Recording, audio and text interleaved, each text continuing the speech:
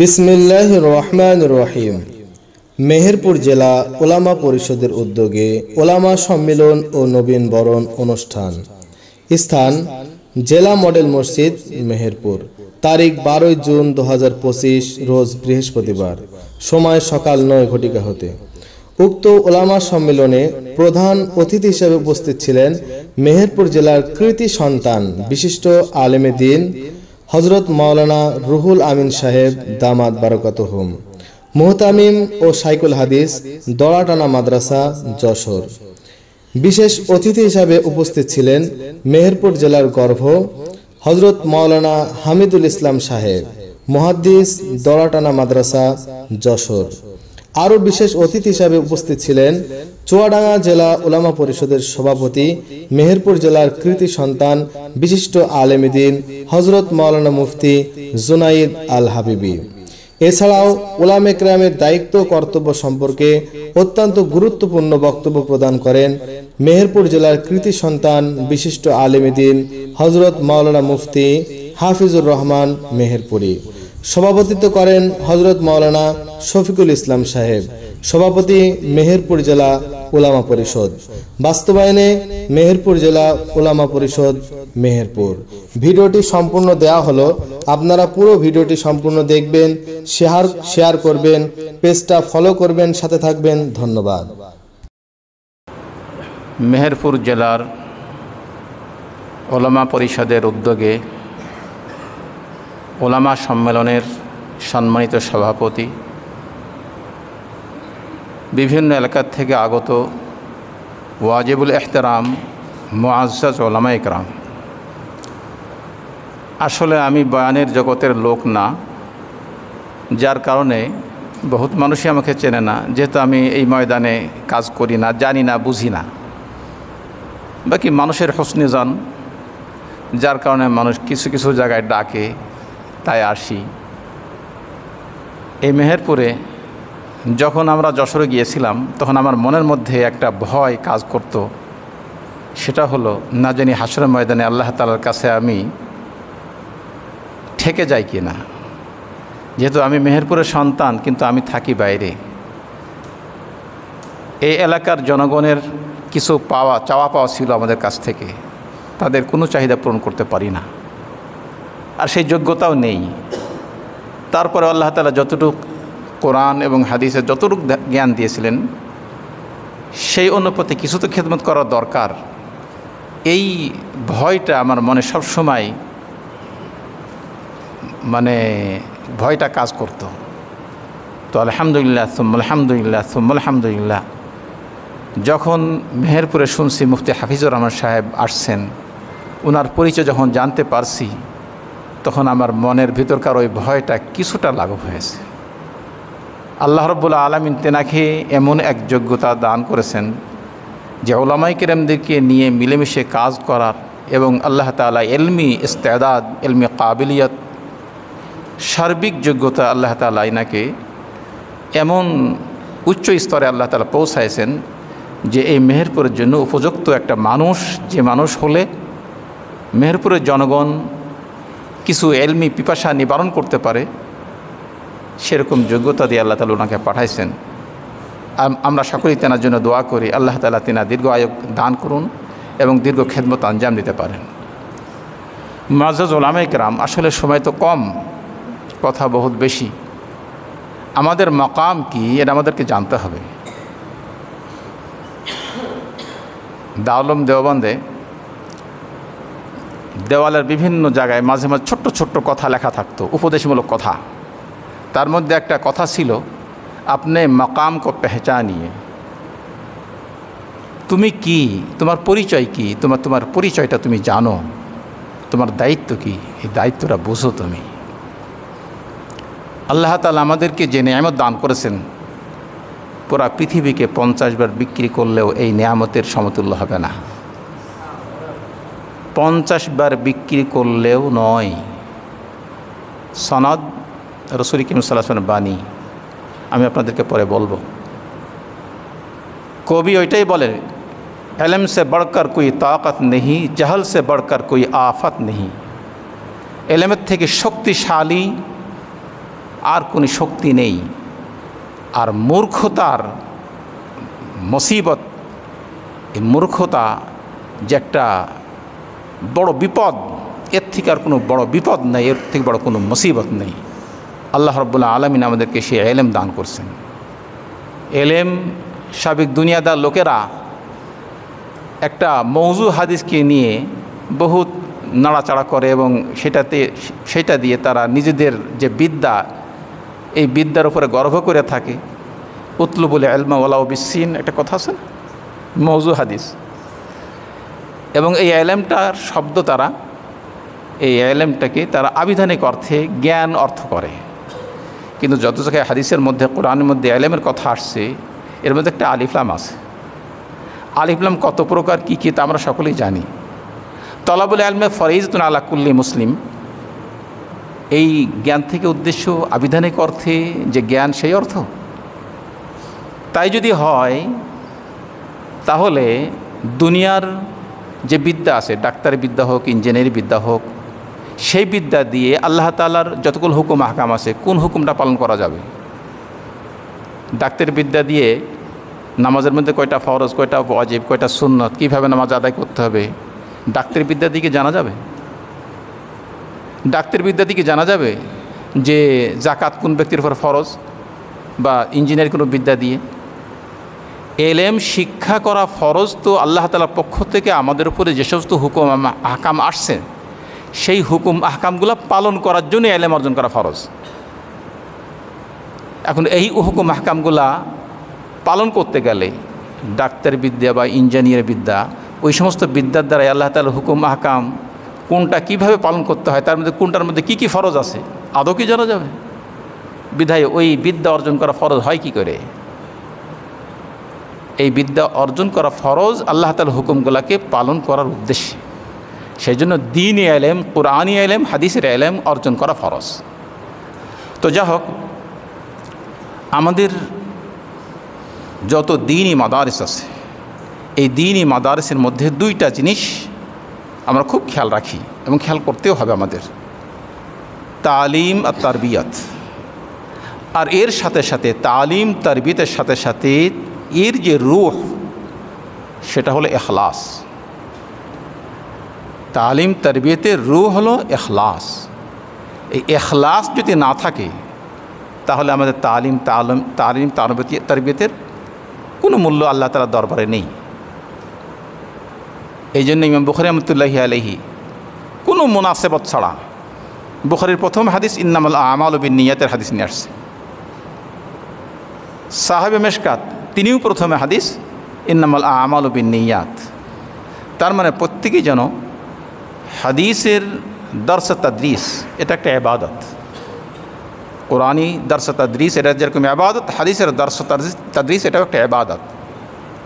বিধায় এই ইবাদতের ক্ষেত্রেও যেন প্রথমে প্রত্যেক পাঠক তার নিজের নিয়তকে খালেস করে শুরু করে, এই উদ্দেশ্যেই ইমাম বুখারী রাহমাতুল্লাহি আলাইহি প্রথমে হাদিস ইন্নামাল আমালু বিন্নিয়াত এই হাদিস দিয়ে শুরু করছে।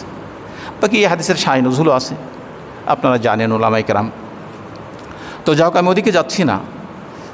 আমাদের সবথেকে বড় মুসিবত আমাদের এই যুগে হয়ে দাঁড়ায়ছে টাচ মোবাইল। আমাদের ঈমান, এলেম, আমল সব নষ্ট করে ফেলাচ্ছে টাচ মোবাইল। আল্লাহর রাস্তায় এর সঠিক ব্যবহারটা আমরা করি, এর সঠিক ব্যবহারটা করি।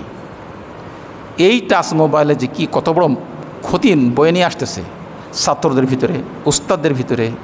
হেফজখানার উস্তাদরা ছাত্ররা পড়তেছে আর উনি এদিকে মোবাইল ঘষাঘষি করতেছে।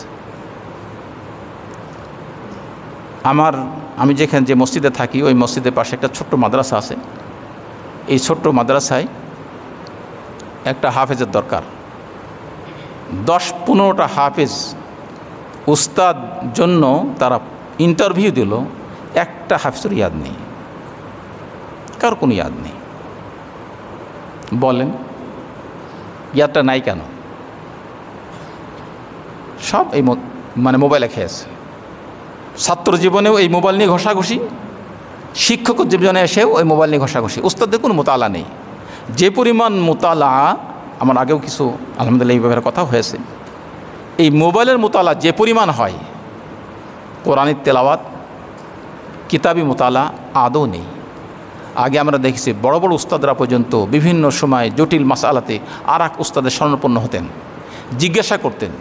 এখন কোনো উস্তাদরা আর এক উস্তাদের কাছে কোনো বিষয়ে জানার জন্য যায় না। তার মানে কি তারা সকলেই আগের থেকে বড় আলেম হয়ে গেছে, সকলেই সব কিছু জানে। যার যে জিম্মাদারিতে যে কিতাবটা আসছে তার প্রত্যেকটা সতর, প্রত্যেকটা পৃষ্ঠা, প্রত্যেকটা বিষয় তার কাছে পূর্ণ হল হয়ে আছে। কেউ এরকম দাবি করতে পারে না, এটা অসম্ভব। ভুল হতেও পারে। আমি আমার আগে আমাদের দোয়াটার মাদ্রাসা যিনি শেখুল হাদিস ছিলেন ইব্রাহিম খলিল সাহেব, একসাথে লেখাপড়া করছি দেওবন্দে।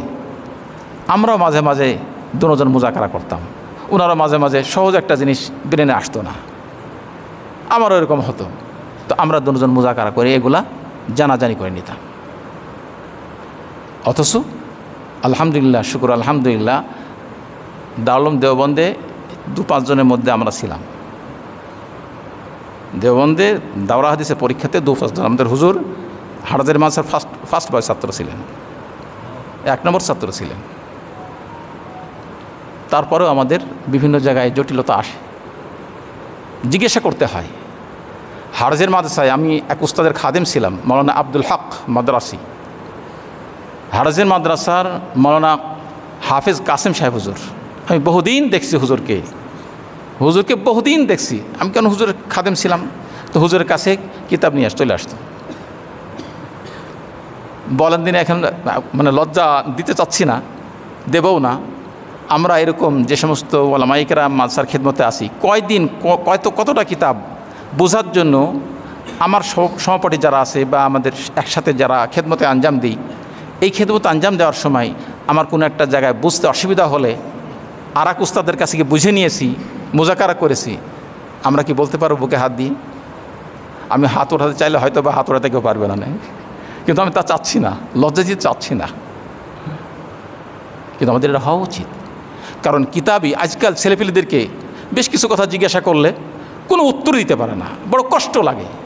যেমন কথার কথা হাল, একটা সাধারণ উদাহরণ, হাল কত প্রকার কি কি, শুধু কিছু কিছু মানে ছাত্ররা জানে যে হালে মুতারাদিফা, হালে মুতাদাখিলা, বাস এই দুইটাই। কিন্তু হালে লাজেমা, হালে দায়মা, হালে মুনফাক্কা, হালে কদিমা, এগুলো ছেলেপেলে বললে নামই শুনে নেই। হালে মুকদ্দিমা কারে বলে, হালে দায়মা কারে বলে, হালে মুনফাক্কা কারে বলে, কিচ্ছু বোঝে না ছেলেপেলে। আমার যে কথাগুলো আপনারা নিজের মধ্যে মুজাকারা করেন, দেখুন তখন প্রত্যেকের নিজের ভিতরে কি কমতি খামি এটা নিজের কাছে ধরা পড়বে। আল কাইয়িসু মান দানা নাফসাহু আমিলা বিমা বাদাল মাউত। তো যাই হোক, আমি কথা দীর্ঘ করব না। আমি যেটা বলতে চাচ্ছিলাম, আসলে আমার যে কথা, এলেম এমনই একটা মূল্যবান জিনিস। আব্দুল ইবনে আব্বাস রাদিয়াল্লাহু আনহু এত বড় আলেম এমনি হয় নাই। রাসূল করিম সাল্লাল্লাহু আলাইহি ওয়াসাল্লামের ওনার জীবনী তো বললে ঘন্টায় ঘন্টা বললেও শেষ হবে না ওনার জীবনী। ছোট্ট একটা কথা বলতেছি, উনি এত বড় আলেম হওয়ার পরেও উনি মাঝে মাঝে জটিল বিষয় জানার জন্য উবাই ইবনে কাব রাদিয়াল্লাহু আনহুর কাছে যাইতেন। একবার উবাই ইবনে কাব রাদিয়াল্লাহু আনহুর বাড়িতে গিয়েছেন, যাওয়ার পরে গিয়ে দেখতেছেন দরজা বন্ধ। আমরা তো কোনো উস্তাদের কাছে গেলে দরজা বন্ধ থাকলে দরজা নাড়াই উস্তাদকে বাহির করি, কিন্তু উনি উস্তাদের দরজা না নাড়ায় দরজার সামনে বসে গেছে। কারণ আমি আসছি আমার জরুরতে, উস্তাদের জরুরত না, জরুরত আমার। বিধায় আমার জরুরতকে প্রাধান্য দিয়ে উস্তাদ হয়তো এখন বিশ্রামে আছেন বা তার নিজের কোনো জরুরতই আছে, সেই জরুরত থেকে তাকে উঠায়ে, সেই বিশ্রাম থেকে তাকে উঠায়ে আমি আমার জরুরতকে পুরা করার জন্য তেনাকে ডাকবো, এটা সম্ভব না। তাই তিনি দরজার সামনে বসে রয়েছেন।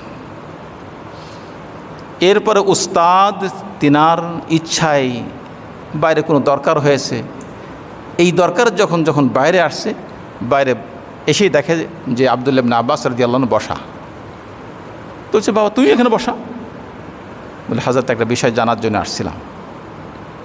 তুমি বসা জানার জন্য আসছিলে তো আমাকে ডাকতে। তো হাজরত আমি তো আসছি আমার জরুরতে, আপনার জরুরত তো আমি আসি নাই। তো আমার জরুরতকে প্রাধান্য দিয়ে আপনার জরুরতকে মাগলুব করে, সেটাকে নষ্ট করে আমি আমার জরুরতকে প্রাধান্য দিয়ে কিভাবে আমি ডাকি? যেহেতু আলেম তার কওমের মধ্যে তার মর্যাদা, তার মাকাম, নবীর মর্যাদা, নবীর মাকাম যেরকম তার উম্মতের মধ্যে, আলেমের মর্যাদা তার কওমের মধ্যে ঠিক ওই পর্যায়ের। আর নবীর ব্যাপারে আল্লাহ রাব্বুল আলামিন বলছেন, একবার 9 হিজরিতে কবিলায় বনু তমিমের কিছু লোক, কোন কোন রেওয়ায়তে অনুপাতে 70 জন, আর কোন কোন রেওয়ায়তের মধ্যে আরও কিছু সংখ্যা কম বেশি আসছে। বনু তমিমের 70 জন লোক রাসূল করিম সাল্লাল্লাহু আলাইহি ওয়াসাল্লামের কাছে এসে বাড়ির আশেপাশে আল্লাহ রাসূলের নাম ধরে ডাকতেছেন, ইয়া মুহাম্মদ উখরুজ ইলাইনা, মুহাম্মদ আমাদের কাছে, আমাদের দিকে আসো, তোমার সাথে কিছু কথা আছে। এরা আল্লাহ রাসূলের বাড়ির চতুর্দিকে ঘুরতেছে আর ডাকতেছে আল্লাহ রাসূলের নাম ধরে। আল্লাহ রাসূল তো অত্যাধিক শালীন ছিলেন, ভদ্র ছিলেন, আখলাকি ছিলেন। কষ্ট হলেও সেটাকে জাহির করতেন না, হজম করে নিতেন। উম্মতের দুর্ব্যবহার এটা খুব হজম করে নিতেন। কিন্তু আল্লাহ তাআলা মাঝে মাঝে বরদাস্ত করেন না, আল্লাহ সহ্য করেন না। শেষকালে আল্লাহ তাআলা আয়াত নাজিল করছেন, আউযু বিল্লাহি মিনাশ শাইতানির রাজীম, বিসমিল্লাহির রহমানির রহিম, ইন্নাল্লাযীনা ইউনাদুনাকা মিন ওয়ারাইল হুজুরাতি আকসারুহুম লা ইয়াকিলুন। যারা রুমের পিছন থেকে আপনাকে ডাকে অধিকাংশ বেআকল। ওয়ালাউ আন্নাহুম সাবারু হাত্তা তাখরুজা ইলাইহিম লাকানা খায়রাল লাহুম, যদি তারা ধৈর্য ধারণ করত। ওয়ালাউ আন্নাহুম সাবারু হাত্তা তাখরুজা ইলাইহিম, আপনি আপনার জরুরতে যখন তাদের কাছে আসবেন সেই পর্যন্ত যদি তারা ধৈর্য ধারণ করত, তাদের জন্য কল্যাণ ছিল। তো যা হোক, আল্লাহ রাব্বুল আলামিন নবীর ক্ষেত্রে এরকম একটা কথা বলতেছেন। আর সময় মুশকিল,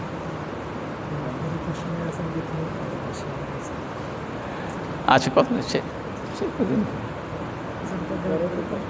আচ্ছা ঠিক আছে, আজান হয়ে যাক ভাই।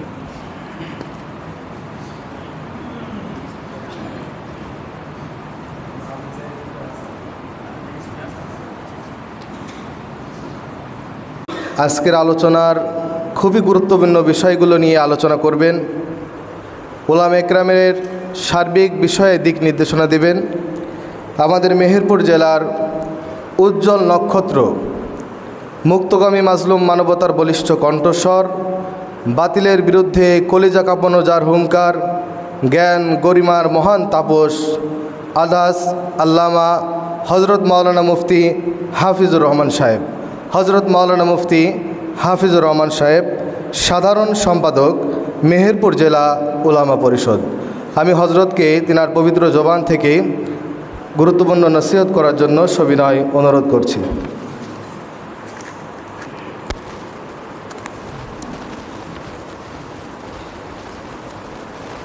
সময়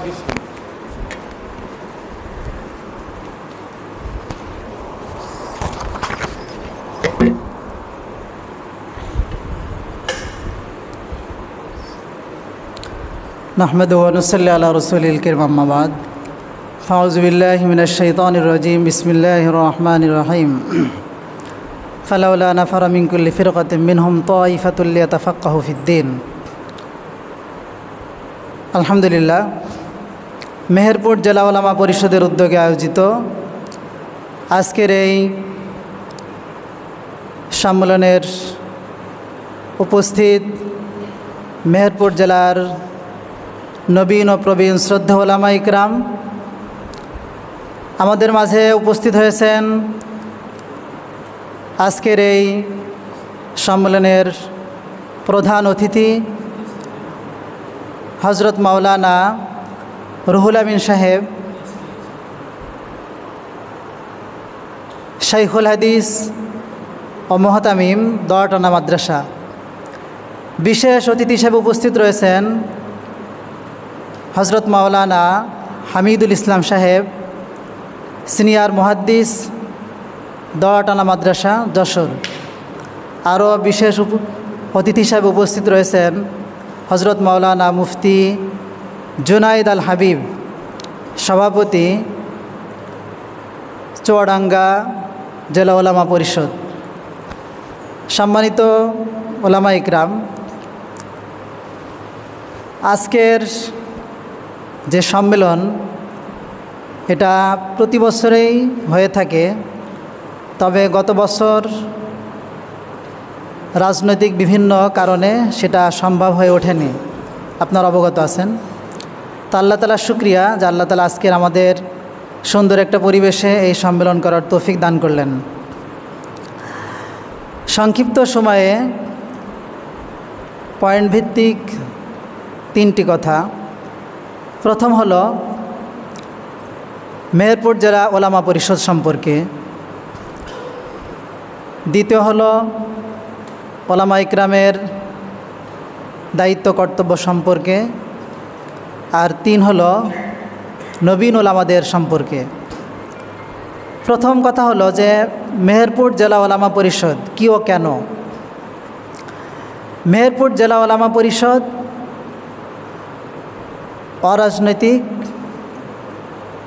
একটি দ্বীনি সংগঠন। সকল ওলামা ইকরামকে একটি প্ল্যাটফর্মে রেখে দ্বীনি কাজ ঐক্যবদ্ধভাবে আঞ্জাম দেওয়ার জন্যই মেহেরপুর জেলা ওলামা পরিষদ। আর এর লক্ষ্য উদ্দেশ্য যদি আমরা সামনে রাখি তাহলে এই দৃষ্টিকোণ থেকে আমরা বলতে পারি যে মহান আল্লাহ পাকের পক্ষ থেকে ওলামা ইকরামের উপর অর্পিত দায়িত্ব কর্তব্য যেটা রয়েছে তা সকলে ঐক্যবদ্ধভাবে পালন করার মাধ্যমে আল্লাহ তাআলার সন্তুষ্টি লাভ করার একটি সংগঠন। তো ওলামা পরিষদের এই লক্ষ্য উদ্দেশ্য এবং কার্যাবলী এগুলি আমাদের যে গঠনতন্ত্র রয়েছে সেখানে বিস্তারিতভাবে আলোচনা করা হয়েছে। আজকের মূলত কয়েকটি বিষয় ওলামা পরিষদ সম্পর্কে বলার। প্রথম কথা হলো যে ওলামা পরিষদ মেহেরপুর ওলামা ইকরামকে এবং জাতিকে কি দিয়েছে। একটি জিনিস মনে রাখতে হবে যে কিছু আমল আছে এমন যে আমলটা সাধারণত মনে হয় যেটি কোনো আমল নয়, কিন্তু সেটা অনেক বড় আমল। উদাহরণস্বরূপ একজন ইলম অর্জন করলো, আমল তো অবশ্যই করতে হবে। শুধু ইলম অর্জন করা এটা একটা আমল, এরপরে যদি আমল সে নাও করে শুধু অর্জন করেছে এটা একটা আমল। ইবনে মাজার যে হাদিসটি আবু যর গিফারি রাদিয়াল্লাহু তাআলা আনহুকে নবী সাল্লাল্লাহু আলাইহি ওয়াসাল্লাম লক্ষ্য করে যে বললেন, লাং তাগদুয়া ফাতাআল্লামা বাবাম মিনাল ইলমি উমিলা বি আও লাম ইউমাল খায়রুল লাকা মিন আন তুসাল্লি আলফা রাকাহ। আমল করা হোক অথবা না হোক, ইলমের একটি অধ্যায়ের জ্ঞান অর্জন করা 1000 রাকাত নফলের চেয়েও শ্রেষ্ঠ, উত্তম। হাদিসটি হাসান পর্যায়ের। তাহলে শুধু ইলম অর্জন করা এটা একটা গুরুত্বপূর্ণ আমল। ইমাম বুখারী আলাইহির রহমা কিতাবুল ইলমের সহিহ বুখারী প্রথম খণ্ডে উল্লেখ করেছেন, বাবুল ইলমি কবলাল আমাল ওয়াল কৌল। কথা বলার আগে আমল করার পূর্বে ইলম অর্জন করা। তাহলে এটা যেমন একটা গুরুত্বপূর্ণ আমল, ঠিক তেমনইভাবে ওলামা ইকরাম একটা প্ল্যাটফর্মে ঐক্যবদ্ধভাবে থাকা এটা একটি আমল। ছোট আমল, অনেক বড় আমল। কারণ আল্লাহ তাআলা কোরআনে একাধিক আয়াতে এবং নবী সাল্লাল্লাহু আলাইহি ওয়াসাল্লামের হাদিস সুন্নাতেও একাধিক জায়গাতে রয়েছে যে ঐক্যবদ্ধ ওয়াতাসিমু বিহাবলিল্লাহি জামিআ, এই যে আয়াত। তাহলে ঐক্যবদ্ধতার গুরুত্ব আল্লাহ তাআলা এখানে তুলে ধরেছেন, আদেশ করেছেন। শুধু ঐক্যবদ্ধভাবে থাকা এটা একটি আমল, অনেক বড় গুরুত্বপূর্ণ আমল।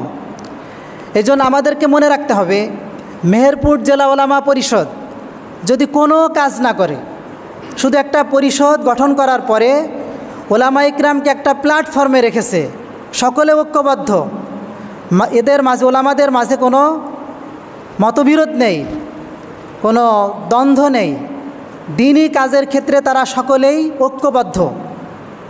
এই মানসিকতা যদি ওলামা পরিষদ দিতে পারে তাহলে এটাই হলো অনেক বড় আমল, অনেক গুরুত্বপূর্ণ আমল।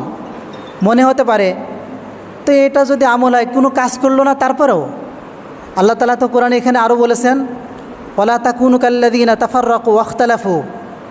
কী জন্য বলেছেন? তাহলে এটা করতে হবে আর এটা হলো নিষেধ। তাহলে ওলামা ইকরামকে গোটা মেহেরপুর জেলার একটা প্ল্যাটফর্মে এনে দিনই কাজ আঞ্জাম দিচ্ছে, এই ব্যবস্থা করেছে ওলামা পরিষদ। তাহলে এটা একটা অনেক গুরুত্বপূর্ণ আমল যেটা ওলামা পরিষদ উপহার দিয়েছে। এই জন্য ওলামা পরিষদের তত্ত্বাবধানে যদি কোনো কাজ না হয় দিনের, তারপর এটা হলো অনেক বড় কাজ যে একসঙ্গে ঐক্যবদ্ধভাবে আছে। কথাটা কি আপনারা বুঝতে পেরেছেন? এখন কথা হলো, যখন সকলে ঐক্যবদ্ধভাবে থাকবে, একটা প্ল্যাটফর্মে থাকবে, তখন কাজ না করে বসে থাকতে পারবে? ঐক্যবদ্ধভাবে যখন থাকবে তখন তো কাজ অবশ্যই করবে।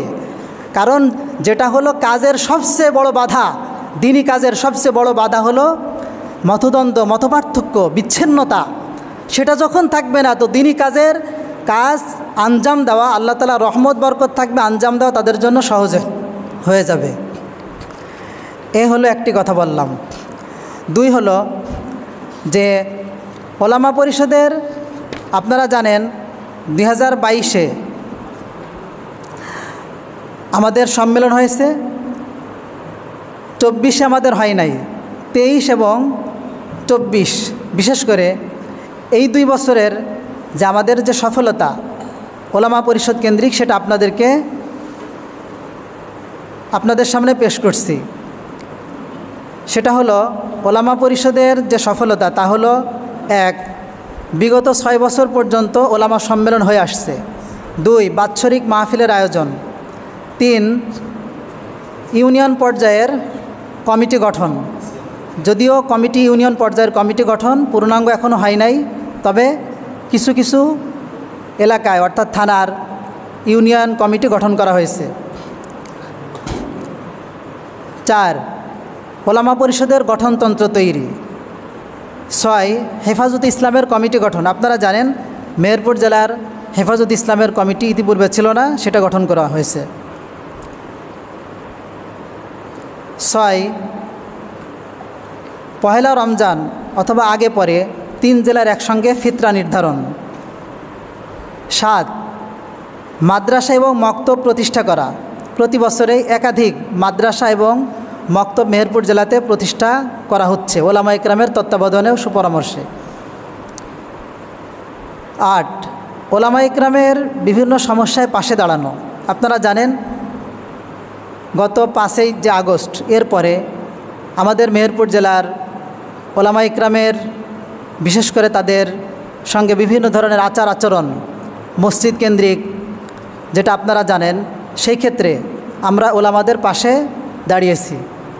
বিশেষ করে যে মডেল মসজিদ 2টি, জেলা মডেল মসজিদ এবং উপজেলা মডেল মসজিদ, এবং আনসার ক্যাম্প জামে মসজিদের ইমামদেরকে সঙ্গে যে আচরণ করা হয়েছে, এ বিষয়টা আমরা কম বেশি অবগত রয়েছি। সেই ক্ষেত্রে ওলামা পরিষদ এই ক্ষেত্রে গুরুত্বপূর্ণ ভূমিকা পালন করেছে এবং এই ব্যাপারে যা পদক্ষেপ নেওয়ার সেটা ওলামা পরিষদ নিয়েছে। এরপর 9 নম্বর, বিভিন্ন মাদ্রাসার সমস্যায় তাদের পাশে দাঁড়ানো। যেমন কিছুদিন আগেও বলিয়াপুর মাদ্রাসা একটা সমস্যা হলো, সেই ক্ষেত্রেও ওলামা পরিষদ তাদের পাশে দাঁড়িয়েছে, সমস্যা সমাধান করার চেষ্টা করেছে। এভাবে বিভিন্ন মাদ্রাসার ক্ষেত্রে। 10 নম্বর, ফারেগিন ওলামা ইকরাম নতুন ফারেগ হওয়ার পর তাদের বিশেষ করে খেদমতের ব্যবস্থার ক্ষেত্রেও ওলামা পরিষদ অগ্রণী ভূমিকা পালন করছে। 11 নম্বর, বাতিল প্রতিরোধে বিভিন্ন পদক্ষেপ, বিশেষ করে মাহফিলের মাধ্যমে, লিফলেট বিতরণের মাধ্যমে, জুমার বয়ানে, বাহাস মুনাজারার মাধ্যমে এবং বিষয়ভিত্তিক বই পুস্তক প্রকাশ করার মাধ্যমে বাতিলদের যে সমস্ত আগ্রাসন মেহেরপুর জেলা কেন্দ্রিক যখনই যেটার মাথাচাড়া দেয়, সেই ব্যাপারে জরুরি পদক্ষেপ গ্রহণ করে ওলামা পরিষদ। উদাহরণস্বরূপ যেমন আহলে কোরআনদের সঙ্গে গারাবাড়িয়া মাদ্রাসা, গারাবাড়িয়া এলাকাতে আহলে কোরআন যে তৎপরতা যখন বেড়ে গেল, সেই ক্ষেত্রে মেহেরপুরে ওলামা পরিষদ এবং বিশেষ করে আমাদের ওই অনুষ্ঠানে প্রোগ্রামে উপস্থিত ছিলেন 10 মাদ্রাসার আসাতাজা ইকরাম, মুহাদ্দিসিন ইকরাম সহ আরও অনেকেই। তো এই ক্ষেত্রে এটা ওলামা পরিষদের তত্ত্বাবধানেই। এরপর আহলে কোরআনদের বিষয়ে লিফলেট বিতরণ, সেটাও করেছেন ওলামা পরিষদ। এরপর ইসরায়েলের যে পণ্য বর্জন করার ব্যাপারে যে লিফলেট তৈরি করে সেটাও জনসাধারণের মাঝে বিতরণ করা হয়েছে। এরপর তাবলিকের জোড় ইত্যাদি, সেই ক্ষেত্রেও ওলামা পরিষদের অগ্রণী ভূমিকা রয়েছে।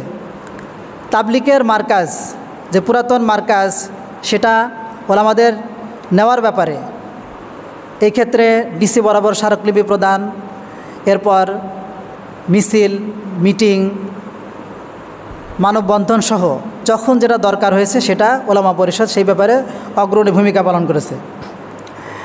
এরপর ওলামাদেরকে হাদিয়া প্রদান, বিভিন্ন সময়ে রমজান এবং বিশেষ করে রমজান কেন্দ্রিক ওলামাদের ভাতা প্রদান, অর্থাৎ ওলামাদেরকে একটু হাদিয়া প্রদান করা, যেটা যে সোর্স থেকে আসুক না কেন সেই ব্যাপারেও ওলামা পরিষদের ভূমিকা রয়েছে। এরপর ত্রাণ বিতরণ কর্মসূচি একটি আমাদের রয়েছে। আপনারা জানেন ইতিপূর্বে ফেনীতে যে বন্যা হয়েছিল সেই ক্ষেত্রে মেহেরপুর জেলা থেকেও কয়েক লক্ষ টাকা ওলামা ইকরামের তত্ত্বাবধানেই সেটাকে বিতরণ করা হয়েছে ফেনী জেলাতে যেয়ে। এরপর পরীক্ষার পরে যে 3 দিন বাৎসরিক যে প্রতি বছরেই 3 দিনের যে জামাত বের হয় সেই ক্ষেত্রেও ওলামা পরিষদের বিশেষ ভূমিকা রয়েছে। নবীন বরণ অনুষ্ঠান সম্মেলনে বিশেষ করে যারা নূতন ফারেক হয় তাদের সঙ্গে পরিচিতি সহ তাদেরকে বরণ করে নেওয়া এবং তাদেরকে বিভিন্ন দিক নির্দেশনামূলক কথা বলা, এই ক্ষেত্রেও এটা ওলামা পরিষদেরই ভূমিকা। যেমন লক্ষ্য করুন, আজকের যে তালিকা 23 এবং 24 সালের নতুন যারা ফারেক হয়েছেন তাদের সংখ্যা আমাদের যে হোয়াটসঅ্যাপ যে গ্রুপ রয়েছে এখানে প্রকাশ করার আগে আমার মনে হয় মেহেরপুর জেলার একজন আলেমও বলতে পারবে না যে কতজন ফারেক হয়েছে এবং তাদের মোট সংখ্যা কত, কেউ বলতে পারবে না। স্বয়ং আমারও জানা নেই। তবে আমার এতটুকু ধারণা ছিল 40 থেকে 50 জন হতে পারে। অথচ এই তালিকাটা যখন প্রস্তুত করা হলো, প্রস্তুত করতে করতে এটা 80 জন পার হয়ে গেছে। 23 এবং 24 সালের 80 জনের তালিকা আমাদের কাছে অলরেডি হয়ে গেছে।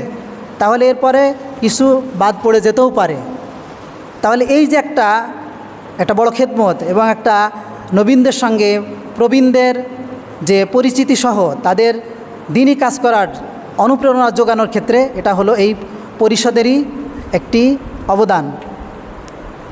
এরপর ইসরায়েলের বিরুদ্ধে বিক্ষোভ সমাবেশ, আপনারা জানেন ইতিপূর্বে কয়েকবার ওলামা পরিষদের তত্ত্বাবধানেই বিক্ষোভ সমাবেশ হয়েছে। এরপর ভারতের নবীজি সাল্লাল্লাহু আলাইহি ওয়াসাল্লামকে কটূক্তি করায় ভারতের বিরুদ্ধেও আমাদের ওলামা পরিষদের পক্ষ থেকে সমাবেশ, বিক্ষোভ আয়োজন হয়েছে। তো যে বিষয়গুলি উল্লেখ করা হলো, আরও অনেক বিষয় রয়েছে। যে বিষয়গুলি উল্লেখ করা হলো এটা একক কোনো ব্যক্তির এটা কাজ নয়। আপনারা বলুন, এখানে যে বিষয়গুলো তুলে ধরা হয়েছে একক কোনো আলেম, যত বড় আলেমই হোক না কেন, যত বড় বুজুর্গই হোক না কেন, এই কাজগুলো একজন ব্যক্তির পক্ষে এটা আঞ্জাম দেওয়া সম্ভব নয়। এটা পরিষদের মাধ্যমে এটা আলহামদুলিল্লাহ এটা সহজ হয়ে গেছে।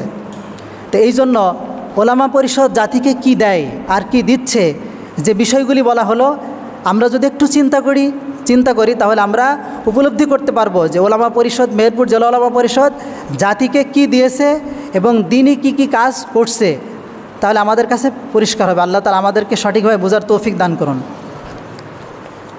আগামী দিনের আমাদের কর্মসূচি বিশেষ যেগুলি ইতিপূর্বে আমরা আমাদের সফলতার বিষয়গুলি উল্লেখ করা হলো, আর অনেক বিষয় রয়েছে যেগুলো আমাদের আগামী দিনের কর্মসূচির ভিতরে রয়েছে। এর ভিতরে উল্লেখযোগ্য কয়েকটি যেটা নতুন, তার ভিতরে একটি হলো যে ওলামা পরিষদের পরিচিতি, এটা আমাদের প্রসপেক্টাস এটা তৈরি করা হবে।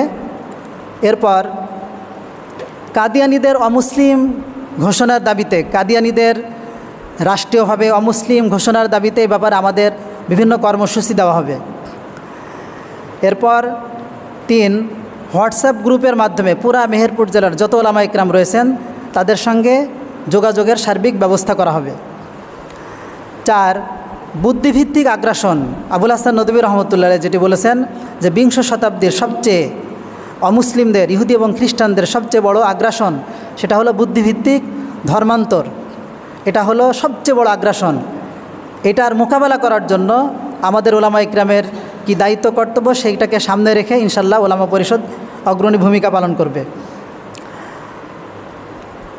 আরেকটি হলো যে ইউনিয়ন পর্যায়ের যেগুলোর কমিটি এখন গঠন হয় নাই সেগুলি ইনশাল্লাহ পূর্ণাঙ্গ করা হবে। এছাড়া আরও বিগত সময়ের আমাদের যে কর্মসূচি রয়েছে সেগুলো ইনশাল্লাহ আগামীতে পালন করা হবে। এই হলো ওলামা পরিষদ কেন্দ্রিক দুই একটি কথা বললাম। আর একটি হলো যে ওলামা ইকরামের দায়িত্ব কর্তব্য সম্পর্কে। আমাদের মেহেরপুর জেলা যেহেতু ছোট্ট জেলা, কিন্তু ছোট্ট জেলা হলেও এই মেহেরপুর জেলাকে অবজ্ঞা করার কোনো সুযোগ নেই। আজকে যদি খুলনা বিভাগের দিকে লক্ষ্য করি তাহলে আমরা লক্ষ্য করব যে যশোরের বড় মাদ্রাসা, আজকে আপনারা জানেন যে সতীকাটা মাদ্রাসার রেজাল্ট ছাত্র সংখ্যা অনেক ভালো। পুরা বিভাগের ভিতরে সতীকাটা মাদ্রাসা রেজাল্টের দিক থেকে 1, অথবা আশরাফুল উলুম মাদ্রাসা কুষ্টিয়া 1 অথবা 2, এইভাবে দুটি এখন স্বাভাবিকভাবে আসতেছে। অথচ এই সতীকাটা মাদ্রাসার যদি অবদানের কথা আমরা বলি তাহলে বলতে পারবো যেটা হলো মেহেরপুর জেলার অবদান। আপনাদের আজ প্রশ্ন আসবে যে মেহেরপুর জেলার তো কোনো আলেম ওই মাদ্রাসা প্রতিষ্ঠা করেনি। আজকের দড়াটানা মাদ্রাসার বর্তমানে শাইখুল হাদিস এবং মোহতামিম যে দুজন শাইখুল হাদিস রয়েছেন, যারা আজকে আমাদের এই প্রোগ্রামের সম্মেলনের প্রধান অতিথি এবং বিশেষ অতিথি। আবার আরেকজন বিশেষ অতিথি রয়েছেন মুফতি জুনায়েদ আল হাবিব সাহেব, তিনিও দড়াটানা মাদ্রাসায় পড়াশোনা করেছেন। তাহলে সেখান থেকেই দড়াটানা মাদ্রাসায় পড়াশোনা করেছেন যাদের কাছে, তাদের রত্ন হচ্ছেন মৌলানা নাসিরুল্লাহ সাহেব, মুফতি জুনায়েদ আল হাবিবি। তাহলে এই অবদান তো আজকের যারা বিশেষ অতিথি এবং প্রধান অতিথি তাদের অবদান। কারণ একটি মাদ্রাসার যিনি সিনিয়র মুহাদ্দিস থাকেন, শাইখুল হাদিস থাকেন, তাদেরই তো একটা প্রতিষ্ঠান গড়ে বিশেষভাবে। তাহলে এটা তো আমাদের মেহেরপুর জেলার অবদান।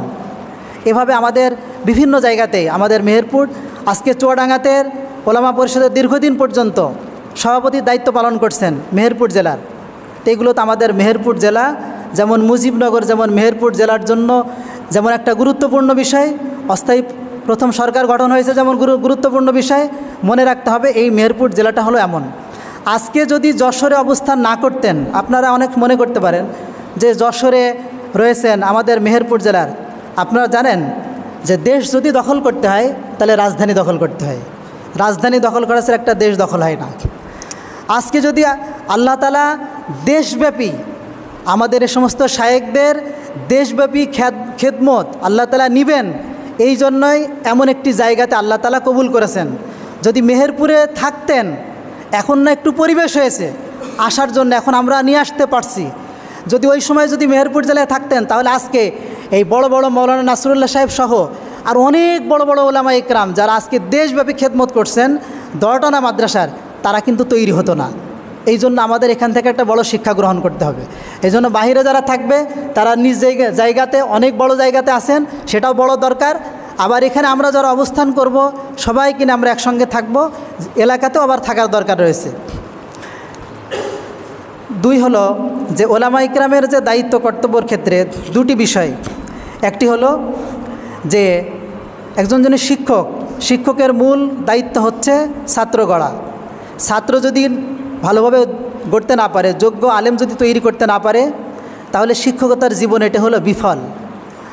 আর এই ছাত্রদের ভবিষ্যৎ এবং দিনী খেদমত আঞ্জাম দেওয়ার জন্য তাকে যেভাবে যোগ্য করে গড়ে তোলার, সেটা যদি গড়ে তোলা না হয় তার দ্বারা দিনের খেদমত করা এটা সম্ভব হবে না।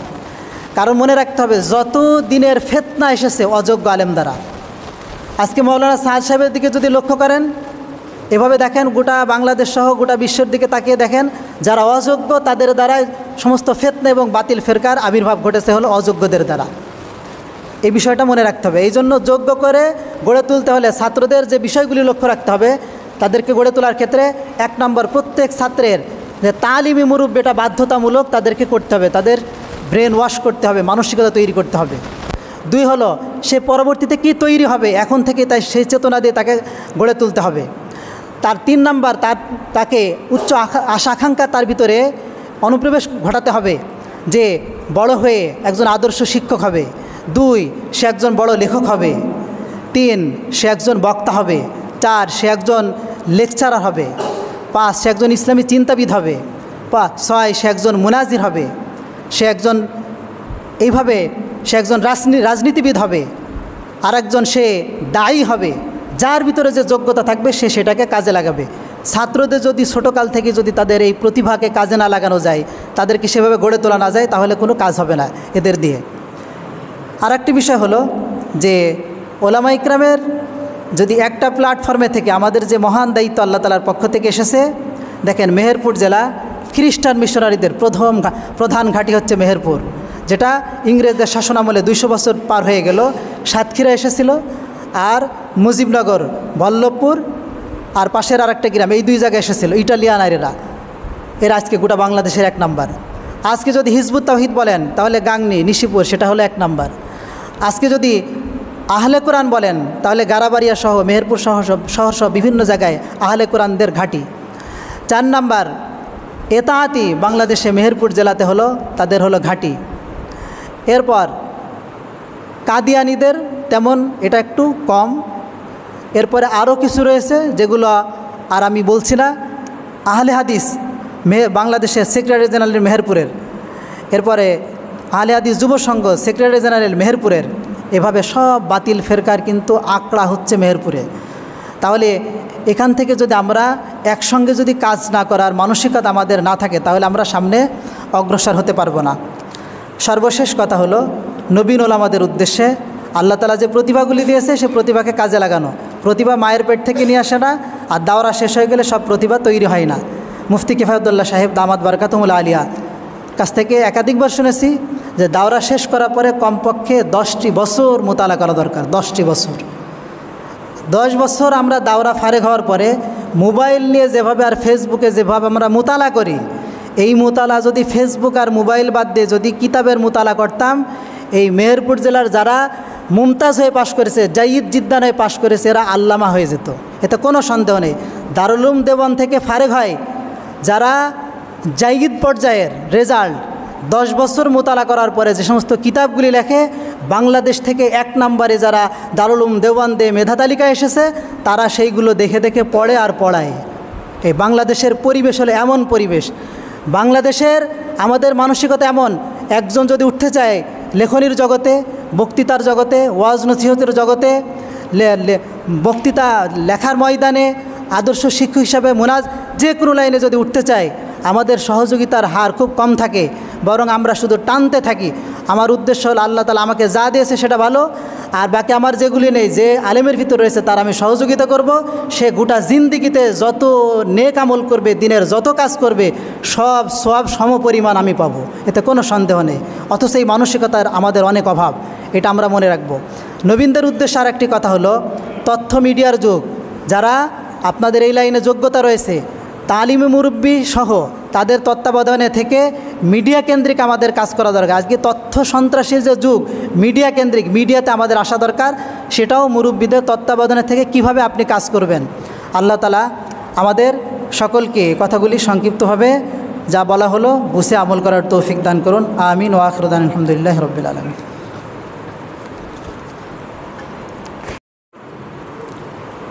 আসসালামু আলাইকুম ওয়া রাহমাতুল্লাহি ওয়া বারাকাতুহু। আলহামদুলিল্লাহি ওয়া কাফা ওয়া সালামুন আলা ইবাদিহিল্লাযীনা ইসতাফা, আম্মা বা'দ। ফাআউযু বিল্লাহি মিনাশ শাইতানির রাজীম। বিসমিল্লাহির রহমানির রহিম। হুয়াল্লাযী বা'আসা ফিল উম্মিয়্যিনা রাসূলাম মিনহুম ইয়াতলু আলাইহিম আয়াতিহি ওয়া ইউযাক্কিহিম ওয়া ইউআল্লিমুহুমুল কিতাবা ওয়াল হিকমা وإن كانوا من قبل لفي ضلال مبين صدق الله العظيم وقال النبي صلى الله عليه وسلم إن العلماء ورثة الأنبياء أو كما قال النبي عليه الصلاة والسلام। الحمد لله। মেহেরপুর জেলা ওলামা পরিষদের উদ্যোগে আয়োজিত আজকের এই ওলামা সম্মেলন এবং নবীন ওলামায়ে কেরামকে সংবর্ধনা প্রদান অনুষ্ঠান আল্লাহ তাআলা আমাদেরকে এই অনুষ্ঠানে উপস্থিত হওয়ার তৌফিক দান করলেন। এজন্য সকলে আল্লাহ পাকের দরবারে শুকরিয়া তান বলে আলহামদুলিল্লাহ। আমরা দেখতে পাচ্ছি আমাদের মাঝে আজকে যিনি সভাপতির দায়িত্ব পালন করছেন মেহেরপুর জেলা উলামা পরিষদের সুযোগ্য সুদক্ষ সম্মানিত সভাপতি, বারাদি মাদিনাতুল উলুম কওমিয়া মাদ্রাসার সম্মানিত পরিচালক মোহতামিম মাওলানা শফিকুল ইসলাম সাহেব দামাত বারকাতুমুল আলিয়া। আমরা দেখতে পাচ্ছি আমাদের মাঝে আজকে যিনি প্রধান অতিথির আসন অলঙ্কৃত করেছেন, এক কথায় বলা যায় যে আমাদের সকলের উস্তাদুল আসাতিজা, মেহেরপুর জেলার উজ্জ্বল নক্ষত্র কৃতি সন্তান, যশোর আল জামিয়াতুল ইসলামিয়া দরাটানা মাদ্রাসার সম্মানিত শেখুল হাদিস এবং সদ্য দায়িত্বপ্রাপ্ত মোহতামিম হজরতুল আল্লাম জনাব মাওলানা রুহুল আমিন সাহেব দামাত বারকাতুমুল আলিয়া, এবং আজকে যিনি আমাদের মাঝে ব্যস্ততার মধ্য দিয়েও তার মূল্যবান সময়কে আমাদের সাথে যিনি আজকে ব্যয় করছেন, আজকের এই অনুষ্ঠানের সম্মানিত বিশেষ অতিথি, মেহেরপুর জেলার উজ্জ্বল নক্ষত্র এবং কৃতি সন্তান, সারা বাংলাদেশব্যাপী যার ইসলামী আলোচনা এবং বক্তৃতায় সকল মানুষ মুগ্ধ হয়ে থাকে, আমাদের সকলেরই প্রাণপ্রিয় উস্তাদ, আমরা যাকে সকলেই চিনি উস্তাদুল আসাতিজা হজরতুল আল্লাম মাওলানা হামিদুল ইসলাম সাহেব দামাত বারকাতুমুল আলিয়া। এছাড়াও মঞ্চে অনেকেই গুরুত্বপূর্ণ আলোচনা করেছেন। মূলত সকলের আলোচনা থেকে আমরা যেটা বুঝতে পেরেছি সেটা হলো যে আমরা ওলামায়ে দেওবান বা দেওবান মাদ্রাসার আমরা সূর্য সন্তান। ওলামায়ে দেওবানদের যেই ভূমিকা, সেই ভূমিকায় আমাদেরও অবতীর্ণ হওয়ার দরকার। দেওবান মাদ্রাসার যেই মিশন, সেই মিশনকে মূলত আমাদের বাস্তবায়ন করার দরকার। দেওবান মাদ্রাসা প্রতিষ্ঠিত হয়েছিল অনেকগুলি মিশন নিয়ে, কর্মসূচি নিয়ে। তার মধ্যে উল্লেখযোগ্য কিছু কাজ আমাদের উস্তাদদের কাছ থেকে আমরা শুনেছি। ওনারা বলতেন, প্রথম নম্বরে এলায়ে কালিমাতুল্লাহ, আল্লাহ পাকের কালিমাকে সর্বত্র বুলন্দ রাখা, উঁচু রাখা। জীবন যাবে, অর্থ যাবে, সম্পদ যাবে, সম্মান যাবে, সব কিছুই যাবে, তারপরেও আল্লাহ পাকের কালেমা উঁচু থাকবে, বুলন্দ থাকবে। এটা হবে আমাদের ওলামায়ে দেওবন্দ হিসাবে বা দেওবন্দ মাদ্রাসার আদর্শিক একজন ছাত্র হিসাবে আমাদের দায়িত্ব এবং কর্তব্য, আমাদের কাজ। 2 নম্বরে নবী করিম সাল্লাল্লাহু আলাইহি সাল্লামের সুন্নাত জিন্দা করা, ইহয়ায়ে সুন্নাতি রাসূলিল্লাহ সাল্লাল্লাহু আলাইহি সাল্লাম। তো নবী করিম সাল্লাল্লাহু আলাইহি সাল্লামের সুন্নাত জিন্দা করার অর্থ হলো আমার ব্যক্তিগত জীবন থেকে শুরু করে পারিবারিক জীবনে, সামাজিক জীবনে, রাষ্ট্রীয় জীবনে, আন্তর্জাতিক পর্যায়ে সব জায়গাতেই যাতে আমরা আল্লাহ নবীর সুন্নাতকে পৌঁছে দিতে পারি, এ ধরনের কার্যক্রম ওলামা হিসেবে আমাদের সকলকে হাতে নিতে হবে। আরও কিছু কাজ আছে, আমরা যারা এখানে উপস্থিত, এটা আমাদের জন্য অত্যন্ত জরুরি। আসলেই আমাদের একজন তালিমি মুরব্বী থাকার দরকার। যদি আমার একজন তালিমি মুরব্বী থাকে, তাহলে আশা করা যায় আমি তার নেতৃত্বে, তার অধীনে থেকে আমার এই এলেমকে আমি অনেক দূর পর্যন্ত পৌঁছে দিতে পারবো ইনশাল্লাহ। দ্বিতীয়ত, আমার একজন ইসলাহি মুরব্বী থাকার দরকার, যার সঙ্গে আমার থাকবে আত্মার একটা গভীর থেকে গভীর সম্পর্ক, যেটাকে আমরা তাআল্লুক মুআল্লার সম্পর্ক বলি, তো সোহবতে আহলুল্লাহ বলি। এ ধরনের এক সম্পর্ক থাকবে আমার যিনি ইসলাহি মুরব্বী তার সঙ্গে। তো আশা করা যায় আমার যদি তালিমি মুরব্বী থাকে, ইসলাহি মুরব্বী থাকে, এই দুইটাকে পুঁজি করে আমি ইনশাল্লাহ আমার এই এলেমকে আমি সঠিকভাবে, যথাযথভাবে কাজে লাগাতে পারবো ইনশাল্লাহ। এবং মানুষ আমার দ্বারা উপকৃত হবে। এলেম কম থাকলেও আমাদের মনে হয় আমল বেশি হওয়া চাই, তাহলে আল্লাহ তাআলা আমাদেরকে অনেক বড় হিসাবে কবুল করবেন।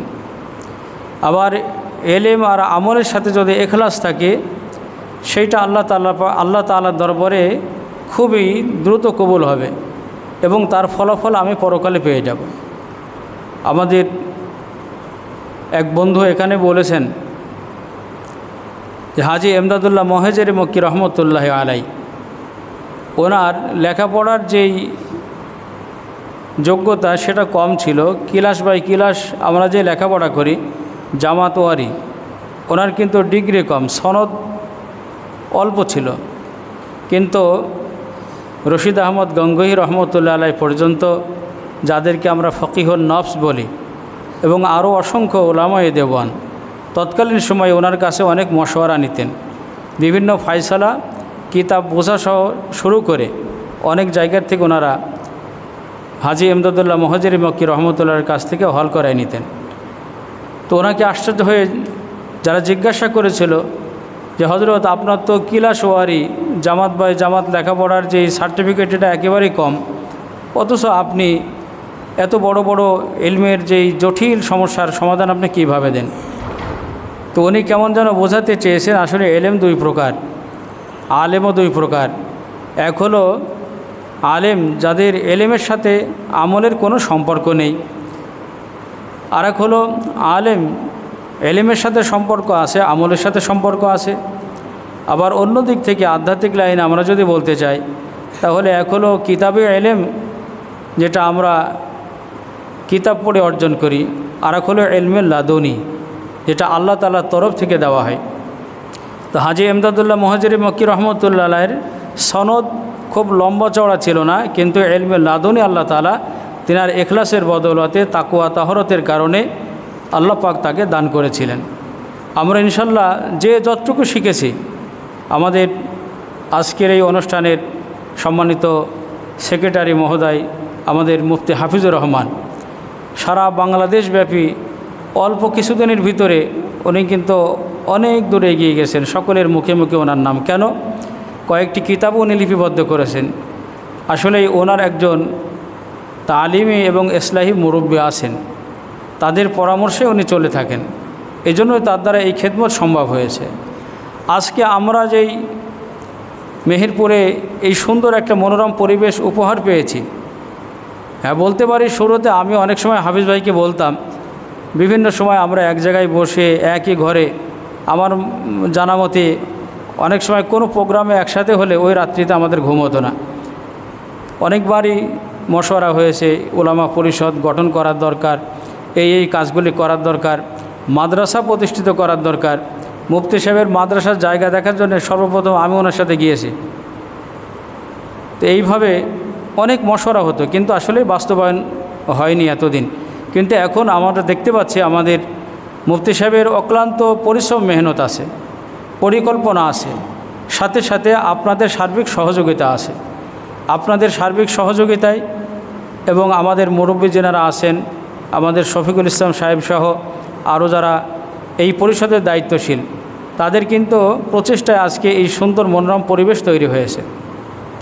আজকে 80 জন যেই নবীন উলামায়ে কেরাম, তাদেরকে উলামা পরিষদ বরণ করছে, সংবর্ধনা অনুষ্ঠানের মাধ্যমে তাদেরকে সম্মানিত করা হচ্ছে। এটা আদৌ সম্ভব হতো না যদি উলামা পরিষদ এই মেহেরপুর জেলায় না থাকতো। কী বলেন আপনারা? তো এর মাধ্যম দিয়ে, তো আসলে সংগঠনের মাধ্যম দিয়েই কিন্তু আস্তে আস্তে হাঁটি হাঁটি পা পা করে অনেক দূর এগিয়ে যাওয়া যায়। আপনাদের মধ্যে আমাদের মুফতি সাহেবের খেয়াল, যার বক্তৃতার লাইনে যোগ্যতা আছে সে যেন বক্তৃতার লাইনে উঠতে পারে, যার লেখনির যোগ্যতা আছে সে যেন লেখালেখির ভিতরে মনোযোগ দিয়ে অনেক কিতাবি খেদমত করতে পারে, লেখনির খেদমত করতে পারে। যার যেই যোগ্যতা আছে সেই লাইনে ওলামা পরিষদের মাধ্যম দিয়ে আপনাদেরকে অনেক দূর নিয়ে যাবেন, এই ফিকির ওলামা পরিষদের জেনে আছে। এজন্য মোহতারাম নবীন ওলামায়ে কেরাম, আপনাদেরকে আমি বলবো, আমাদের মুফতি সাহেব বলেছেন যে আসলে এই এলেমের একটা সিঁড়িতে আমরা পা দিয়েছি। এতদিন যে লেখাপড়া আমরা করেছি তাতে করে আমরা একটা এলেমের যেই সিঁড়ি, এই সিঁড়িতে পা দিয়েছি। এখন আস্তে আস্তে করে আমাদেরকে ছাদে উঠতে হবে। বিল্ডিংয়ের প্রথম সিঁড়িতে পা দিয়েছি আমরা, তার মানে এখন গভীরভাবে আমাদেরকে অধ্যয়ন করতে হবে, চর্চা করতে হবে, বিভিন্নভাবে আমাদেরকে যোগ্যতা অর্জন করে উন্নতির উচ্চ শিখরে মঞ্জিলে মাকসুদ পর্যন্ত আমাদেরকে ইনশাআল্লাহ পৌঁছাতে হবে।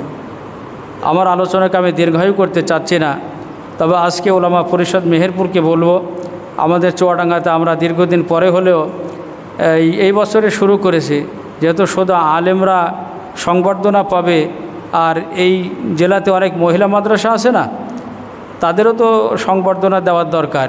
তো মহিলারা এখানে উপস্থিত হবে এমনটি নয়, তাদের অভিভাবক, আব্বা হোক, বড় ভাই হোক, চাচা হোক, তারা এসে এই জায়গা থেকে ইনশাল্লাহ যদি 10 জন আলেমা তারাও ফারেক হয়, আমরা তাদের থেকেও ইনশাল্লাহ সহযোগিতা নেব এবং আমাদের এই সংবর্ধনা তাদের হাতে হাতে ইনশাল্লাহ আমরা পৌঁছানোর আগামীতে চেষ্টা করব ইনশাল্লাহ।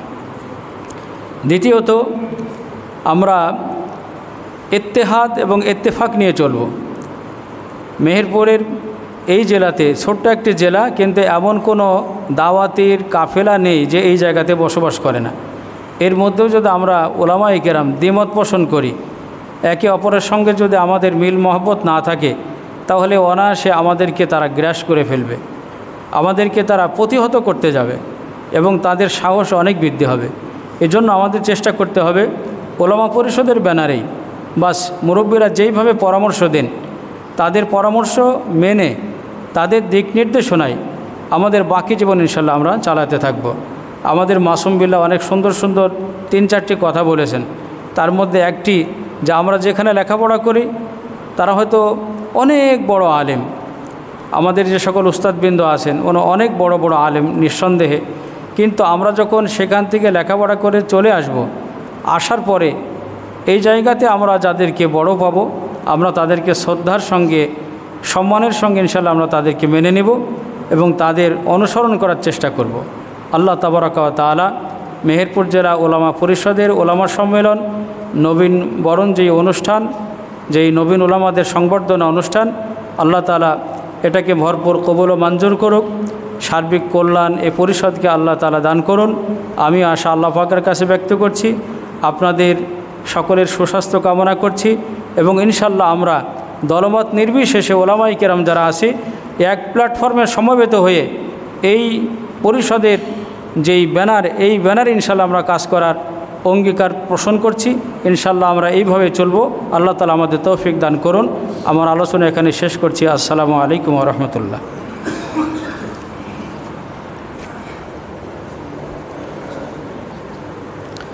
আলহামদুলিল্লাহ, এতক্ষণ আমরা আমাদের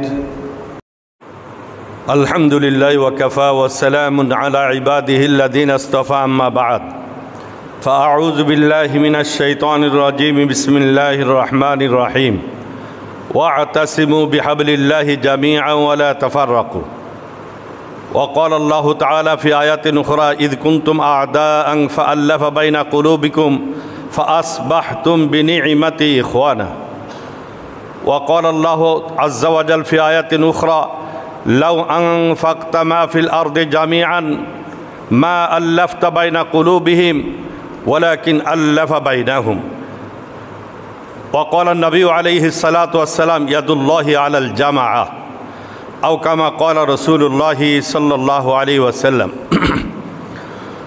মেহেরপুর জেলা ওলামা পরিষদের উদ্যোগে আয়োজিত আজকের এই ওলামা সম্মেলনে উপস্থিত দড়াটানা ঐতিহ্যবাহী দিনী প্রতিষ্ঠান আল জামিয়াতুল ইসলামিয়ার সম্মানিত মহতামিম ও শাইখুল হাদিস মাওলানা রুহুল আমিন সাহেব, উপস্থিত রয়েছেন মেহেরপুর জেলার সকলের সুপরিচিত ব্যক্তি মুফতি হাফিজুর রহমান, মাওলানা শফিকুল ইসলাম সাহেব, মুফতি জুনায়েদ সহ হজরাতে উলামায়ে কেরাম, আইম্মায়ে মাসাজিদ, দূর দরাজ থেকে আগত বিভিন্ন স্তরের হজরাতে উলামায়ে কেরাম। আল্লাহ রাব্বুল আলামিন আজকে আমাদেরকে অত্যন্ত গুরুত্বপূর্ণ একটি মজলিসে বসার তৌফিক দান করেছেন, এর জন্য শুকরিয়াতান পাঠ করছি আলহামদুলিল্লাহ। আসলে বিগত কয়েক বছর ধরে মুফতি হাফিজুর রহমান সাহেব উনি আমাকে দাওয়াত দিয়ে থাকেন, কিন্তু এমনই একটি সময় প্রোগ্রামটা হয় যে ইচ্ছা থাকলে অনেক সময় দেখা যায় ক্লাস শুরু হয়ে যায় আমাদের, অথবা জরুরি কোনো প্রোগ্রাম থাকে, তো এবছর আগে থেকেই প্রোগ্রাম করেছিলাম, যেভাবেই হোক যত জরুরতি থাক ইনশাল্লাহ উপস্থিত হব। যদিও গত রবিবারে মেহেরপুরে এসে মঙ্গলবারে মেহেরপুর থেকে যশোরে গেছি, তারপরেও মানে যেহেতু নিয়ত ছিল যে এবারে যেভাবেই হোক উপস্থিত হব, আজকে যশোর থেকেই শুধু এই প্রোগ্রামকে কেন্দ্র করে মানে আল্লাহ তাআলা আসার সুযোগ করে দিয়েছেন। আমার এসে অত্যন্ত ভালো লাগতেছে, বিশেষ করে যে চেহারাগুলি দেখতেছি সকলেই মানে অনেকেই পরিচিত, অনেকে আমাদের দড়াটানার ফারেগিন ছাত্র, আর অনেকের সাথে হয়তো অনেক জায়গায় মোলাকাত হয়েছে। তো যাই হোক, ইতিপূর্বে বহু গুরুত্বপূর্ণ আলোচনা হয়েছে। আমি তিনাদের এই কথাগুলিকেই সমর্থনের লক্ষ্যেই দু একটি কথা পেশ করব। আমি যে আয়াতে কারিমা তেলাওয়াত করেছি, আয়াতের শুধু তর্জমা, কোনো ব্যাখ্যার দিকে যাওয়া যাবে না, হাদিসের তর্জমা বলে মূল আলোচনার দিকে যাচ্ছে। ইত্তেহাদুল উলামা সম্পর্কে আমার মানে আলোচ্য বিষয়।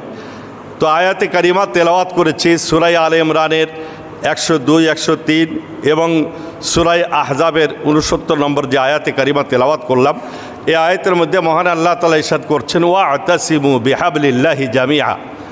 মহান আল্লাহ তাআলা ইরশাদ করেন যে তোমরা সকলেই আল্লাহর রজ্জু, আল্লাহর রশিকে মজবুত করে ধরো। পরবর্তী যে আয়াতে কারিমা তেলাওয়াত করেছি, এই আয়াতের মধ্যে আল্লাহ তাআলা স্মরণ করায় দিচ্ছেন আউস খাজরাজ দুইটি গোত্র পারস্পরিক, তাদের মধ্যে ইতিপূর্বে অনেক গণ্ডগোল ছিল। ইসলামের বদৌলতে আজকে তাদের মাঝে ভ্রাতৃত্ব, ভালোবাসা, মহব্বত আল্লাহ পয়দা করে দিয়েছেন। যে আউস খাজরাজ একে অপরের সাথে লাঠালাঠি মারামারি ছিল, পরবর্তীতে ইসলাম গ্রহণ করার পরে দুইজন, একজন আউস গোত্রের ব্যক্তি আর একজন খাজরাজ গোত্রের ব্যক্তি একই দস্তরখানায় খানা খাচ্ছেন। ইহুদি সম্প্রদায় দেখে তো তাদের সহ্য হচ্ছে না। ইহুদিরা মনে করাই দিল, আরে তুমি না সেই ব্যক্তি, তোমার উপরে খাজরাজের অমুক ব্যক্তি তোমার পিতাকে হত্যা করেছিল। আউস গোত্রের আর এক ব্যক্তিকে, যিনি খানায় শরীক হয়েছেন, ওকে স্মরণ করাই দিল, আরে তোমার তো অমুককে মানে খাজরাজের অমুক ব্যক্তি হত্যা করেছে। মুহূর্তের মধ্যে তাদের ওই পূর্বের কথাগুলি স্মরণ হয়ে মারমুখী একটা অবস্থা শুরু হয়ে গেছে। আল্লাহ রব্বুল আলামিন মেহেরবানি করে ওই মুহূর্তে আল্লাহ আয়াত নাজিল করে স্মরণ করাই দিলেন, ইদ কুনতুম আ'দাআন ফাআল্লাফা বাইনা কুলুবিকুম ফাআসবাহতুম বিনি'মাতি ইখওয়ানা। যে স্মরণ করো ওই সময়ের কথা, পরস্পরে একে অপরের তোমরা সূত্র ছিলে, মহান আল্লাহ রব্বুল আলামিন তোমাদের মধ্যে ভ্রাতৃত্ব, ভালোবাসা, মহব্বত আল্লাহই পয়দা করে দিয়েছেন, যার ফলে তো তোমরা একত্রিত হয়ে সঙ্গবদ্ধ হয়ে জীবনযাপন করতে সক্ষম হচ্ছ। কেমন মানে সঙ্গবদ্ধ তাদের মধ্যে? হযরত আব্দুর রহমান ইবনে আউফ রাদিয়াল্লাহু তাআলা জলিলুল কদর একজন সাহাবা মুহাজির, তিনি মদিনাতুল মুনাওয়ারায় এসেছেন। গালেবান আনসারি ভাই হযরত সাদ ইবনে রবিউল আনসারি, তিনি তাকে বললেন যে ভাই, আমার দুইটা ঘর আছে, একটা ঘর আপনার জন্য, আমার দুইটা বিবি আছে, আপনার যে বিবি পছন্দ হয় সেই বিবিটা আমি তালাক দিয়ে দেবো, তাকে আপনি বিবাহ করবেন। হযরত আব্দুর রহমান ইবনে আউফ রাদিয়াল্লাহু তাআলা বললেন যে ভাই, আল্লাহ বারাকাল্লাহু ফি আহলিক ওয়া মালিক, বুখারীতে যে দোয়াটি এসছে উনি দোয়া করে দিলেন, বারাকাল্লাহু ফি আহলিকা ওয়া মালিক, আল্লাহ তো আপনার আহল মালের মধ্যে বরকত দান করুক। দুল্লুনি আলা সুক, শরীরে শক্তি আছে বা ব্যবসা বাণিজ্য করার মতো ক্ষমতা আছে, অতএব আপনি বাজারের রাস্তাটা একটু আমাকে বলে দেন, কোন দিকে গেলে বাজার। উনি বললেন যে আপনার বাড়ি লাগবে না, বিবিও লাগবে না। তাহলে কত মহব্বতের কারণে নিজের বিবি পর্যন্ত, নিজের ঘর সাহাবায়ে কেরাম ছেড়ে দিয়েছিলেন। এই যে ভ্রাতৃত্ব, ভালোবাসা আনসার এবং মুহাজিরদের মাঝে যে ঐক্য আল্লাহ তাআলা দান করেছিলেন, সারা পৃথিবীর মধ্যে এর কোনো নজির খুঁজে পাওয়া যাবে না। আল্লাহ রাব্বুল আলামিন জাতিকে শিক্ষা দিয়েছেন যে এভাবে ঐক্য হয়ে জীবনযাপন যদি নাকি করতে পারো, তাহলে ওই বিজাতি, ওই ইহুদি নাসারা, ইসলামের মানে দুশ্মন যারাই ইসলামের মধ্যে ফাটল সৃষ্টি করার জন্য, শুধু বিজাতি নয়, ইসলামের নামধারী অনেক ফেরাকে বাতেলা, আমার মুহতারাম ভাই মুফতি হাফিজুর রহমান বলেছেন, আসলে আমরাও রন্দে রন্দে অনুভব করি। মেহেরপুর জেলা বাতিলের আকড়া, বিভিন্ন প্রকার বাতিল বিভিন্ন পর্যায়ে কাজ করে যাচ্ছে। আমাদের ছাত্র জামানা তো এমন ছিল, যে সময় মেহেরপুরে এসে টুপিওয়ালা ব্যক্তি হয়তো খুঁজে কম পাওয়া যেত। বারাদি মাদ্রাসা ছিল ওই সময়, বারাদি মাদ্রাসা টিমটাম করে চলতো। খাদিমুল ইসলাম আমাদের মুহতারাম উস্তাদ মৌলানা শামসুদ্দিন সাহেব রহমতুল্লাহ আলাই, আল্লাহ তার কবরকে বেহেশতের বাগিচায় আল্লাহ পরিণত করুক। তিনার বড় এক কুরবানির বদৌলতে আজকে আমাদেরকে আল্লাহ তাআলা দিনের রাস্তা দেখাইছেন। বহুত বড় কুরবানি। হুজুর আমার মানে গ্রামের বাড়িতে আমাকে চিটাগাঙে পাঠাই দিয়ে হুজুরের কথা স্মরণ আসলে আমার চোখে পানি চলে আসে যে হুজুর আমাকে মানে আমি যে চিটাগাঙে যাব আমার মা বাবাও জানে না, আব্বা মাও জানে না, শুধু বেহেশতে জোর কিতাব কিনতে হবে হুজুর বলে দিয়েছিলেন কিছু টাকা নিয়ে যাওয়ার জন্য। তো ওই সময় মনে হয় 200 টাকার অনেক মূল্য ছিল আর কি। তো 200 টাকা 78 সাল ওই সময় 200 টাকা নিয়ে গেছি। ওই সময় আমাদের আব্দুর রাজ্জাক নাদবী সাহেব, মৌলানা আব্দুর রাজ্জাক নাদবী, উনি ঘটনাক্রমে আসলেন। আমাকে হুজুর এশার নামাজের পর বললেন তোমার চিটাগাঙে যাওয়া লাগবে। আলহামদুলিল্লাহ চিটাগাঙে হুজুর পাঠাই দিলেন। আব্দুর রাজ্জাক নাদবীর ট্রেনে এমন একটা অবস্থা, দাঁড়ানোর জায়গা নেই। উনি ওই যে মাল রাখে যে জায়গায় আমারে মানে উঁচু করে ওখানে শোয়াই দিল আর কি। ওই উঁচু করে মানে শোয়াই দিলেন, মোটামুটি এরপরে নিয়ে চলে গেলেন। যাই হোক, যে কথাটি বলতেছি, হুজুর সাইকেল চালায়ে খাদিমুল ইসলাম মাদ্রাসা থেকে আমাদের বাড়িতে পরের দিনে এসেছেন। এসে মাকে বলছে যে ছেলেটাকে তো পাঠাই দিয়েছি মানে চিটাগাঙে। আব্বা মা সকলেই কান্না করতেছে। যাই হোক, এই যে কুরবানি, আল্লাহর ওলি শামসুদ্দিন সাহেব রহমতুল্লাহ আলাই, আল্লাহ তার কবরকে বেহেশতের বাগিচায় পরিণত করুক। এই জাতীয় হক্কানি উলামায়ে কেরাম মেহনতের বদৌলতে আজকে এই অঞ্চলে অনেক মাদ্রাসা, অনেক উলামায়ে কেরামকে দেখতেছি। আমাদের মধ্যে ঐক্য ইত্তেহাদ যদি থাকে, যে কোনো জায়গায় কোনো ফিতনা হবে, আমরা যদি উলামায়ে কেরাম সকলে ঝাঁপাই পড়তে পারি, সকলেই ঐক্যমত হয়ে সেখানে যদি কাঁধে কাঁধ মিলায়ে যে বাতিলের মোকাবেলা করার জন্য আমরা যদি একত্রিত হয়ে যাই, বাতিল কখনোই সেখানে ঠাঁই পাবে না। ইয়া কাতরুন আলা কাতরিন, হয়ে যায় শেখ সাদি বলেছেন, কাতরুন আলা কাতরিন ইদা ইজতামাআত নাহরুন ওয়া নাহরুন আলা নাহরিন ইদা ইজতামাআত বাহরু। যে বিন্দু বিন্দু পানি একত্রিত হলে নহরে পরিণত হয়, আর কয়েকটি নহর একত্রিত হলে সাগরে পরিণত হয়। অতএব ঐক্যমতের ইত্তেহাদের অত্যন্ত প্রয়োজন রয়েছে।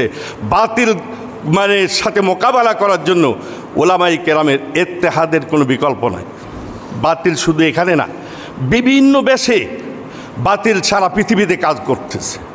আমার হজের সফরের কথা মনে পড়ল। 12 সালে বাইতুল্লাহ গেছি, আল্লাহ তাআলা নিয়ে গেছিলেন।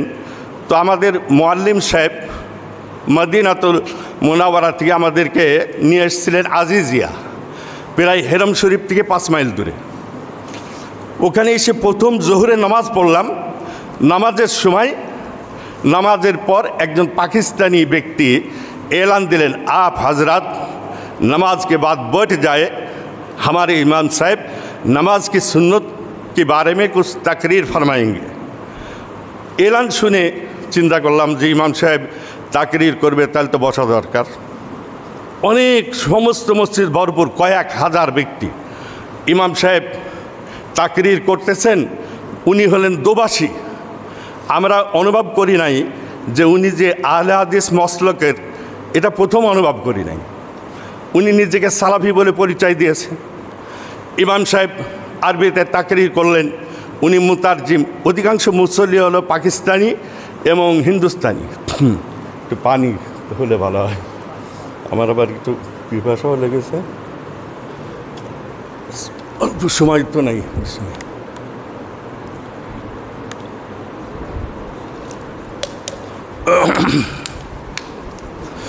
তো যাই হোক, বলতেছিলাম ইমাম সাহেব আরবিতে তাকরির করতেছেন।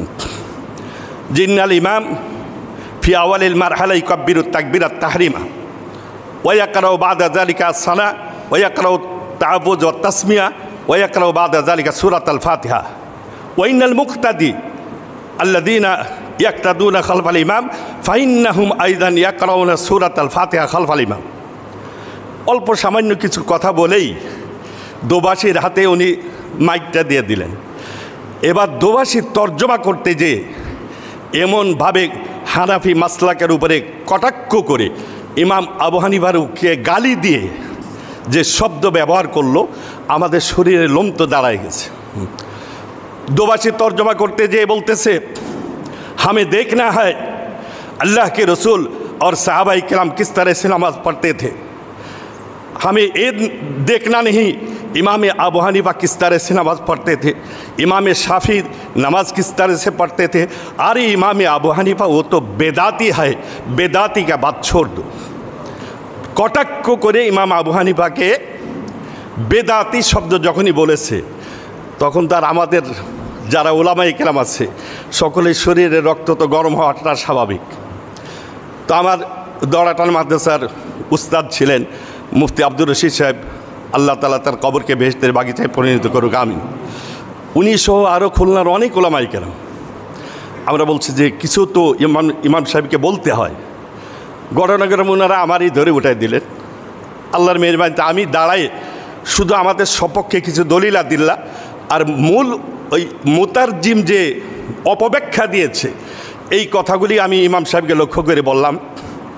প্রথম দাঁড়াইয়ে বললাম, ইয়া ফজিলাতা শেখ আনতা তুবাইয়িনু বিল কোরআন ওয়াল হাদিস আন-নববী আলাইহিস সালাতু ওয়াস সালাম কাইফা কানা ইউসাল্লি রাসূলুল্লাহ সাল্লাল্লাহু আলাইহি সাল্লাম ফাইন্নাকা কাদ বায়্যানতা ইন্নাল ইমাম ইউকাব্বিরু তাকবীরাত তাহরিমা ওয়া ইয়াকরাউ বা'দা যালিকা তা'awুয আত-তাসমিয়া ওয়া বা'দা যালিকা ইয়াকরাউ সূরাতুল ফাতিহা ওয়াল মুক্তাদি আইযান ইয়াকরাউনা সূরাতুল ফাতিহা খালফাল ইমাম ওয়া ইন্নাকা মা বায়্যানতা আন্না আবা হানিফা কানা মুবতাদিয়ান ওয়া ইন্নাকা মা বায়্যানতা লা তালতাফিত ইলা ইমামিল আবি হানিফা ওয়া ইলা শাফি ওয়া ইন্না হাদাল মুতারাজ্জিম ইয়াতারাজ্জামু তারজামাতান ফাসিদা ফাইন্নাহু ইয়াকুল ইন্না আবা হানিফা কানা মুবতাদিয়ান।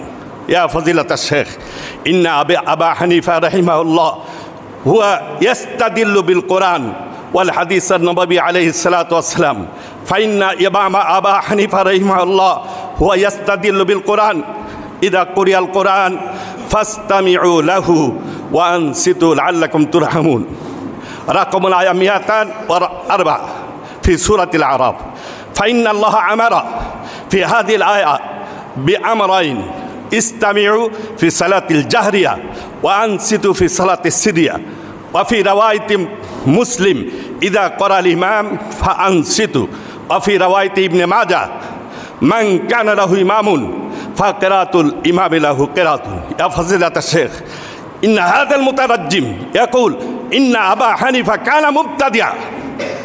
এতটুকু বলার সাথে সাথে ইমামে আবু হানিফাকে যে কটাক্ষ করে বেদাতি বলেছে, শোনার সাথে সাথে ইমাম সাহেব উনি মুতারজেমের কলারটা ধরে, এই আল্লাহর ঘরে বসে মানে দাঁড়াইয়ে বলতেছি, কলার ধরে হাজার হাজার মুসল্লিদের সামনে থেকে উনি কলার ধরে টানতে টানতে নিয়ে বলল, ওয়াল্লাহি উখরুজ উখরুজ মিন হাযাল মসজিদ উখরুজ ইন্না আবা হানিফা কানা মুতাওয়ারিয়ান ইন্না আবা হানিফা কানা মুত্তাকিয়ান ইন্না আবা হানিফা কানা খাশিয়ান লিল্লাহ। ইমামে আবু হানিফার ব্যাপারে ইমাম সাহেব যে কথাগুলি বললেন, কলিজাটা ঠান্ডা হয়ে গেল। ওনার তো ওই মুহূর্তেই মসজিদ থেকে বাইর করে দিল।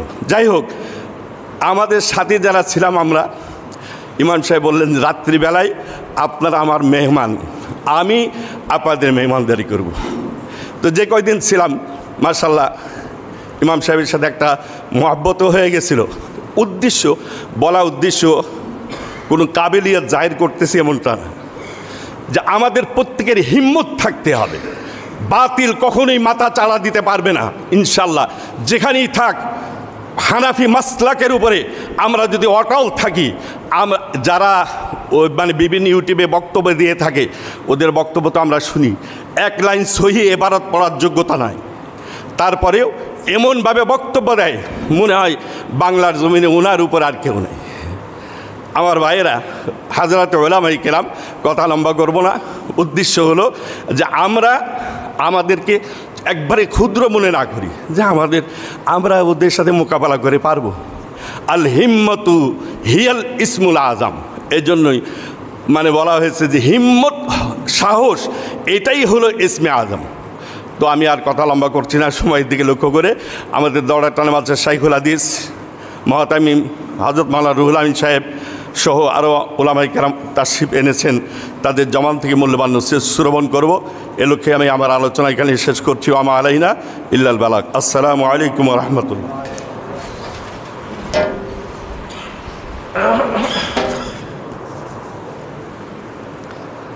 আলহামদুলিল্লাহ, শুক্রিয়া, জাযাকাল্লাহ ওয়া আহসানুল জাযা। আমরা এতক্ষণ খুবই গুরুত্বপূর্ণ কথা শুনছিলাম, যে কথাগুলি একজন ওলামায়ে কেরামের মুখ থেকে অত্যন্ত গুরুত্বপূর্ণ আলোচনা শুনলাম। আসলে আমি কথা বলার মতো যোগ্যতা আমার নাই, ছোট্ট দিয়ে একটু কথা বলে আমি বসে যাব। প্রত্যেকটা রাষ্ট্রেরই একটা সীমানা আছে, সেই সীমানার রক্ষার জন্য কিছু অতন্দ্র প্রহরী আছে।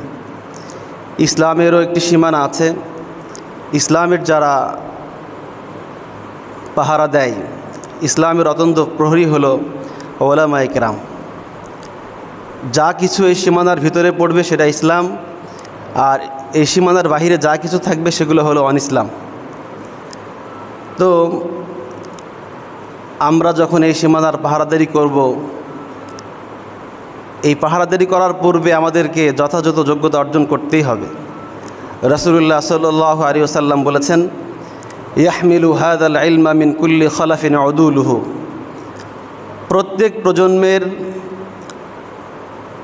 নির্ভরযোগ্য নেককার ওলামায়ে কেরাম পূর্বসূরিদের থেকে এলেম অর্জন করবে, এবং তারা যারা বাড়াবাড়ি করে তাদের বাড়াবাড়িকে প্রতিহত করবে, বাতিলপন্থীদের মিথ্যাচারকে প্রতিরোধ করবে, এবং মূর্খদের অপব্যাখ্যা এটা প্রতিরোধ করবে।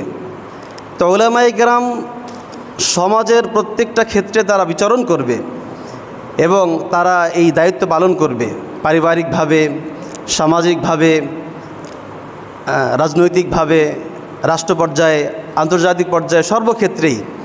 এবং সর্বক্ষেত্রে দায়িত্ব পালন করতে গিয়ে ওলামায়ে কেরামকে এই সকল বিষয়গুলো লক্ষ্য রাখতে হবে।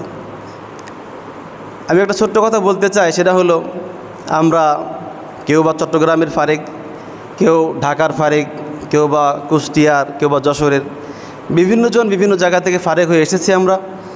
আমাদের ভিতরে একটা সংকোচ বোধ কাজ করে, সেটা হলো আমরা এক মাদ্রাসার ফারেক হলে আর এক মাদ্রাসার ফারেকিনকে মেনে নিতে পারি না, এবং একজন আরেকজনকে শ্রেষ্ঠত্ব দিতে পারি না। এটা আমাদের দুর্বলতা। এজন্য কওমি মাদ্রাসা একটা গাছের মতো, আমরা সবাই এক বট বৃক্ষের নিচে দাঁড়িয়ে আছি। এজন্য সবাই আমরা ভাই ভাই। আমরা যেখান থেকে ফারিক হই না কেন, আমরা প্রত্যেকেই প্রত্যেককে শ্রদ্ধা করব, সম্মান করব। আরও একটা বিষয় হলো, কেউ বা ঢাকা থেকে ফারিক হয়ে আসেন, কেউ চট্টগ্রাম থেকে, অনেক বড় বড় ওলামায়ে কেরামের কাছ থেকে পড়ে আসেন। দেখা যায় যখন স্থানীয় ওলামায়ে কেরাম ডাক দেয় বা কোনো কাজের জন্য বলে, তখন আমরা এটা গুরুত্ব দিই না, বলে যারা ডেকেছে এরা তো আমাদের উস্তাদের থেকে ছোট। এটা আমাদের ভুল ধারণা। আমরা যখন মাদ্রাসায় ছিলাম তখন তো এটা ঠিক ছিল, কিন্তু আমরা এখন যখন এলাকাতে আসব, তখন আমাদের এলাকার যারা বড় শ্রদ্ধাভাজন, তাদের কথা, তাদের ডাকে সাড়া দেওয়া। এবং আরেকটা বিষয় হলো, আমরা এখন ফেসবুক, ইন্টারনেট, বিভিন্ন জায়গাতে সমালোচনা করি এবং অভিযোগ করি। মনে রাখতে হবে, সমালোচনা একটি শিল্প, শিখতে হয়। অভিযোগ একটা দরকারি বিষয়, এটা করতে জানতে হয়। সবার জন্য সব সমালোচনা গ্রহণযোগ্য নয়, সবাই সব অভিযোগ করবে এটা তার জন্য সামঞ্জস্যপূর্ণ নয়। এজন্য আমরা আমাদের বড়রা কোনো বিষয়ে ডাক দিলে আমরা অবশ্যই সেটাকে শ্রদ্ধার নজরে দেখব এবং তাদের ডাকে সাড়া দিব এবং আসবো ইনশাল্লাহ। আরেকটা জিনিস মনে রাখতে হবে, আমরা যদি স্থানীয় ওলামায়ে কেরামকে সম্মান এবং শ্রদ্ধা করতে না পারি, তাহলে আমার যারা অধীনস্থ আছে তারাও কিন্তু আমাকে শ্রদ্ধা এবং সম্মান করবেন না। এজন্য আমরা এই বিষয়গুলো মাথায় রাখব। আমি কিছু অপ্রয়োজনীয় দু একটা কথা বললাম। আল্লাহ রাব্বুল আলামিন আমাদেরকে আমল করার তৌফিক দান করুন, আমিন। আম্মা বাদ, ফাউযু বিল্লাহি মিনাশ শাইতানির রাজীম, বিসমিল্লাহির রহমানির রহিম। ওয়া আম্মা মান খাফা মাকামা রাব্বিহি ওয়া নাহান নাফসা আনিল হাওয়া ফাইন্নাল জান্নাতা হিয়াল মাওয়া। আলহামদুলিল্লাহ, মেহেরপুর জেলা ওলামা পরিষদ কর্তৃক আয়োজিত আজকের ওলামা সম্মেলনের সম্মানিত সভাপতি, প্রধান অতিথি ও বিশেষ অতিথি মহোদয়গণ এবং আমার সামনে উপবিষ্ট মেহেরপুর জেলার সম্মানিত ওলামায়ে কেরাম, সকলের প্রতি আমার আন্তরিক মোবারকবাদ ও শুভেচ্ছা। আলহামদুলিল্লাহ, আল্লাহ রাব্বুল আলামিন আজকে সুস্থ শরীরে এই ওলামা পরিষদে অংশগ্রহণ করার তৌফিক এনায়েত করেছেন। এজন্য আল্লাহ তাআলার দরবারে শুকরিয়া আদায় করছি, আলহামদুলিল্লাহ। আল্লাহ রাব্বুল আলামিন আমাদের সৃষ্টি করেছেন আল্লাহর ইবাদত, দাসত্ব আর গোলামি করার জন্য। বিশেষ করে ওলামায়ে কেরামের দায়িত্ব হলো সবচেয়ে বেশি, যারা আল্লাহ রাব্বুল আলামিনের পক্ষ থেকে প্রতিনিধিত্ব করছে সমাজের মধ্যে, রাষ্ট্রের মধ্যে, পরিবারের মধ্যে, বিভিন্ন ক্ষেত্রে।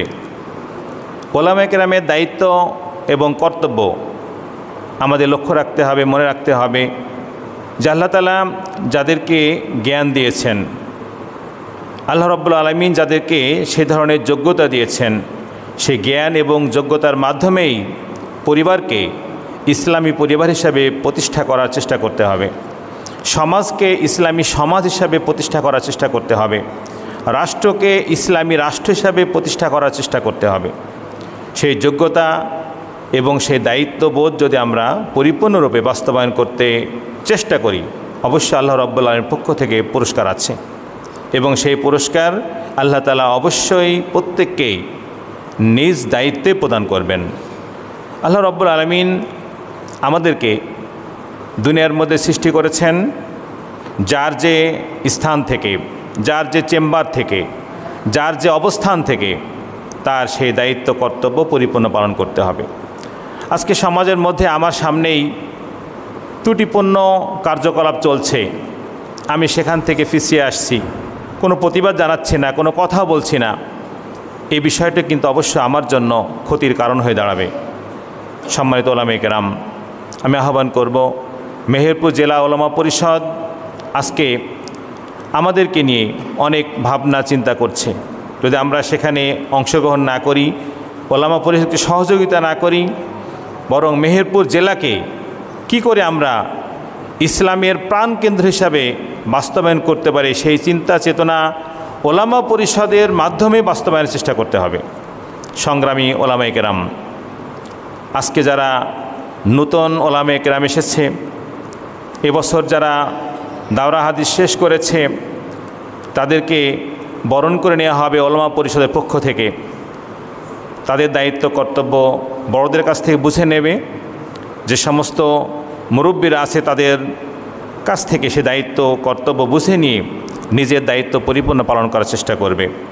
আল্লাহ রাব্বুল আলামিন পবিত্র কোরআনের মধ্যে যে কথা বলেছেন, বিসমিল্লাহির রহমানির রহিম, ইন্না লিল মুত্তাকিনা মাফাজা। আল্লাহ তাআলা খুবই গুরুত্বপূর্ণ কথা বলেছেন যে নিশ্চয় যে মুত্তাকি, যার মধ্যে আল্লাহর ভয় আছে, সেই সফলতা লাভ করবে।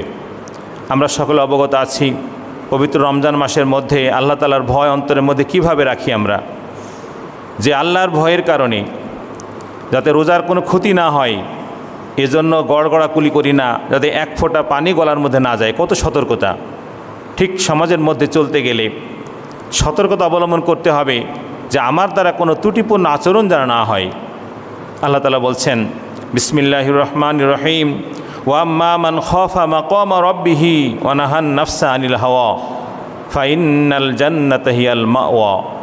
আল্লাহ তাআলা বলছেন যে যারা আল্লাহ তাআলার সামনে দণ্ডায়মান হওয়াকে ভয় করে, যে আমি আল্লাহর সামনে যখন বিচারের দিন দাঁড়াবো, কোন মুখ নিয়ে দাঁড়াবো, আজকে এই কাজটা করছি, অন্যায়টা করছি, এই ত্রুটিপূর্ণ আচরণে লিপ্ত আছি, আমি কিভাবে আল্লাহর সামনে দাঁড়াবো।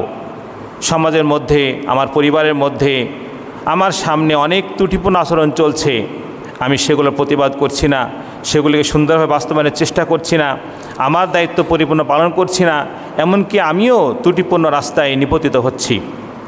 ঠিক এই চিন্তা ভাবনা যখন অন্তরের মধ্যে থাকবে, আল্লাহ বলছেন যে যে আল্লাহ তাআলার সামনে দণ্ডায়মান হওয়াকে সে ভয় করবে এবং তার নফস যা চাবে সেই ত্রুটিপূর্ণ রাস্তা থেকে সে ফিরে আসবে, সেই ত্রুটিপূর্ণ কাজগুলি করবে না, আল্লাহ বলছেন তার জন্য ফাইন্নাল জান্নাত হিয়াল মাওয়া, তার জন্য জান্নাত আল্লাহ রাব্বুল আলামিন নির্ধারিত করে রেখেছেন। সম্মানিত উলামায়ে কেরাম, এই জন্য আমি অনুরোধ করব প্রত্যেকেই নিজ নিজ দায়িত্বে আমরা চলার চেষ্টা করব। শয়তান আমাদের সবসময় চেষ্টা করবে কি করে আমাদের ত্রুটিপূর্ণ রাস্তায় আমরা যে যাই, এজন্য সবসময় তার সেই কাজ চলতে আছে। আমাদের সেখান থেকে ফিরে এসে আল্লাহ এবং আল্লাহ রসুলের নির্দেশ অনুযায়ী আমাদের জীবনকে বাস্তবায়নের চেষ্টা করতে হবে। সমস্ত কাজগুলি ইসলাম অনুযায়ী বাস্তবায়নের চেষ্টা করতে হবে। আমার ব্যক্তি জীবন, আমার সমাজ জীবন, পারিবারিক জীবন, অর্থনৈতিক জীবন, রাষ্ট্রীয় জীবন, সর্বক্ষেত্রে যাতে আল্লাহর এবং আল্লাহ রসুলের নির্দেশ অনুযায়ী আমরা পরিচালনা করতে পারি, বাস্তবায়ন করতে পারি, সেই চিন্তাভাবনা অব্যাহত রাখতে হবে। আল্লাহ আমাদের সকলকেই সেই তৌফিক দান করুন। ওয়া মা তৌফিক ইল্লা বিল্লাহ। আসসালামু আলাইকুম ওয়া রাহমাতুল্লাহি ওয়া বারাকাতুহু। ধন্যবাদ হযরত মাওলানা খাদেমুল ইসলাম সাহেবকে। আসলে মুক্তা তো সব ঝিনুকে থাকে না, কিছু কিছু ঝিনুক মধ্যে মুক্তা পাওয়া যায়। হাজার হওয়ার পরেও আমরা যেন ঝিমিয়ে আসি, ঘুমিয়ে আসি, শুয়ে আসি,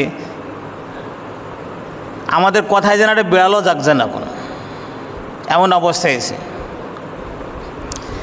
এর অবক্ষয় এবং এর যে কমি, এ কোথায় থেকে আসছে, কিভাবে হচ্ছে না হচ্ছে, এটা আপনারা ভালোভাবে জানেন। ওলামায়ে কেরামের যে দায়িত্ব ছিল, সেই দায়িত্ব থেকে আমরা কতটুকু পিছিয়ে সরে গেছি বা কতটুকু আমরা দায়িত্ব পালন করছি, বা সমাজ দেশ যেটা আমাদের জাতি যেটা আমাদের থেকে চায়, তাদের এই কাঙ্ক্ষিত জিনিসটা কতটুকু আমাদের দ্বারা পূরণ হচ্ছে, কতটুকু আমরা পূরণ করতে পারছি। প্রত্যেকে নিজের বিবেককে নাড়া দিলে কিন্তু বুঝতে পারবো যে আমি একজন আলেম হয়েছি, আলেম হওয়ার পরে আমার যে দায়িত্ব, আমার দায়িত্ব থেকে আমি কতটুকু দায়িত্বটা পালন করছি, আমার কর্তব্য থেকে আমি কতটুকু এটা পালন করছি। এটা সবাই সচেতন, সবাই বিবেকমান, সবাই ওলামায়ে কেরাম বিবেকে প্রশ্ন করলে কিন্তু উত্তরটা নিজের কাছ থেকে আমরা পেয়ে যাব। জাতি কিন্তু আমাদেরকে অনেক বড় চোখে দেখে, মানুষ কিন্তু আমাদের থেকে অনেক পাওয়ার আশা করে, কিন্তু তাদের সেই কাঙ্ক্ষিত জিনিসটা আমাদের কতটুকু পুরা হচ্ছে আল্লাহ ভালো জানে, আর আমরাও নিজেদের বিবেককে প্রশ্ন করে দেখতে পারি। সেই জন্য সম্মানিত আমার ভাইরা ওলামায়ে কেরাম, মেহেরপুর জেলার ওলামায়ে কেরামদেরকে ঐক্যবদ্ধ করার জন্য মেহেরপুরে কিছু সংখ্যক কয়েকজন হাতে গোনা ওলামায়ে কেরাম তারা আপ্রাণ চেষ্টা করতেছে সবসময়। তাদের কিন্তু দিনরাত সবসময় চিন্তা চেতনা ভাবনা আমাদেরকে নিয়ে, আপনাদেরকে নিয়ে, যে ওলামায়ে কেরাম ঐক্যবদ্ধতার মাধ্যমে, ইজতেমাইয়াতের মাধ্যমে শুধু জেলাব্যাপী নাই, পুরা দেশে কীভাবে আমরা জাতির চাহিদা পুরা করতে পারি, দিনের খেদমত করতে পারি, তারা যেটা চাচ্ছে সেটা যেন আমরা পূরণ করতে পারি, এই লক্ষ্যে কিন্তু তারা রাত দিন কাজ করতেছে। আর তারাই ধারাবাহিকতায় আজকের এই সম্মেলন, এটা নিয়ে বারে বার বৈঠক হয়েছে, বারে বারে কেছে আমরা বসছি, বারে বারে ঊর্ধ্বতন কর্মকর্তারা বসছেন, চিন্তা ফিকির এর হাসেকের আয়োজনের জন্য যত খরচপাতি, এর পিছনে যত ব্যয়বহল, এটা কিভাবে কি আঞ্জাম হবে, সব কিছু নিয়ে তারা কিন্তু দিনরাত ফিকির করছে। সব কিছুর মূলে একটাই কাজ, সেটা হলো কি ভাই, যে আমরা ঐক্যবদ্ধভাবে যেন আমরা জেলায় কাজ করতে পারি। তো সম্মানিত আমার ভাইরা, সময় যেহেতু অনেক বক্তারা আছে, সময় যেহেতু অল্প, কথা এখানে লম্বা কথা বলা যাবে না ইনশাল্লাহ। যারা নবীন ভাইরা আছি তারা ইনশাল্লাহ আমরা ডাকলে, বা আমাদের শ্রদ্ধাভাজন যারা মুরব্বী আছে তারা ডাকলে, মিটিংয়ে ডাকলে, বা আমাদের এখানে জেলার কমিটি আছে, থানা কমিটি আছে, ইউনিয়ন কমিটি ইনশাল্লাহ হবে, এই সমস্ত কমিটিগুলোতে আমরা স্ব এলাকাতে আমরা সম্পৃক্ত হয়ে ইনশাল্লাহ এই খেদমতের ভিতরে আমরা সকলকে সম্পৃক্ত করার জন্য চেষ্টা করব তো ইনশাল্লাহ আমার ভাইরা। সেই সাথে সাথে আমরা সবাই জানি যে মেহেরপুর এটা অত্যন্ত বাতিল অধ্যুষিত একটা এলাকা, বাতিল কবলিতার এলাকা। প্রত্যেক বাতিলের কি অঙ্গ সংগঠন কিন্তু এখানে আছে, এখানে জোরদার তারা ভূমিকাতে সব জায়গায় তারা কাজ চালিয়ে যাচ্ছে। এই জন্য আমরা যদি ছিন্ন ভিন্ন হয়ে যদি আমরা এর প্রতিবাদ করতে যাই, আমরা কিন্তু পারবো না। ঐক্যবদ্ধ হয়ে যদি ওলামায়ে কেরামের সংস্পর্শে এবং ঊর্ধ্বতন কর্মকর্তা যারা আছে তাদের তত্ত্বাবধানে থেকে যদি আমরা ইনশাল্লাহ কাজ করতে পারি, দেখবেন ঐক্যর শক্তি, ঐক্যর কি একতার শক্তি, ইজতেমাইয়াতের শক্তির দ্বারাই ইনশাল্লাহ সহজেই মেহেরপুর জেলা নাই, শুধু মেহেরপুর নাই, জেলায় সারা বাংলাদেশের ভিতরে ইনশাল্লাহ সমস্ত বাতিলের বিরুদ্ধে আমরা মেহেরপুর থেকে একটা সংগ্রাম তুলে করতে পারবো ইনশাল্লাহ। এই জন্য সকলে ঐক্যবদ্ধ হয়ে সকলের নিজ নিজ মেধা এবং প্রতিভাকে কাজে লাগিয়ে মুরব্বীদের সহবত এবং তাদের কি মাথা হাতে থেকে ইনশাল্লাহ আমরা মেহেরপুর ব্যাপী এবং জেলাব্যাপী এবং সারা এলাকাব্যাপী কাজ করার জন্য চেষ্টা করব। আল্লাহ আমাদের সকলকে জমিয়তের সাথে কাজ করার তৌফিক দান করুন। আখির দাওয়ানা আলহামদুলিল্লাহি রাব্বিল আলামিন। ধন্যবাদ মুফতি সাদিকুর রহমান সাহেবকে। প্রিয় উলামায়ে ইকরাম, এ জাতির শ্রেষ্ঠ সন্তান আপনারা, তাগুত এবং বাতিলের বিরুদ্ধে ঐক্যবদ্ধ অবস্থান ছাড়া কোনো কিছুই পরিবর্তন করা সম্ভব নয়।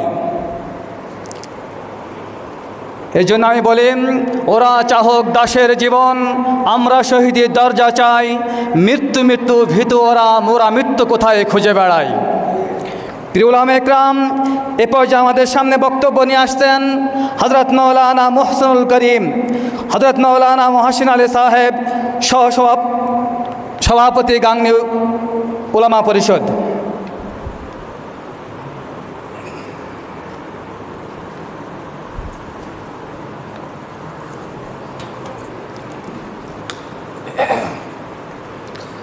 আসসালামু আলাইকুম ওয়া রাহমাতুল্লাহি ওয়া বারাকাতুহু।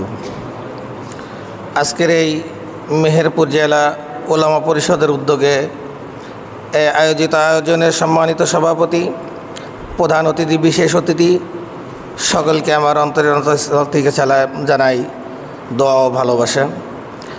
আজকের থেকে বহুদিন আগে এক সময় যখন ইব্রাহিম সাহেব কাসেমি, আব্দুল হামিদ সাহেব, শামসুল হক সাহেব অনেকে মিলে কুষ্টিয়ায় ডাক দিছিলেন চুয়াডাঙ্গা, পিলার, ঝিনাইদহ, মেহেরপুর জেলার সমস্ত ওলামা একরামকে। ডাকার পরে ফার্স্ট যখন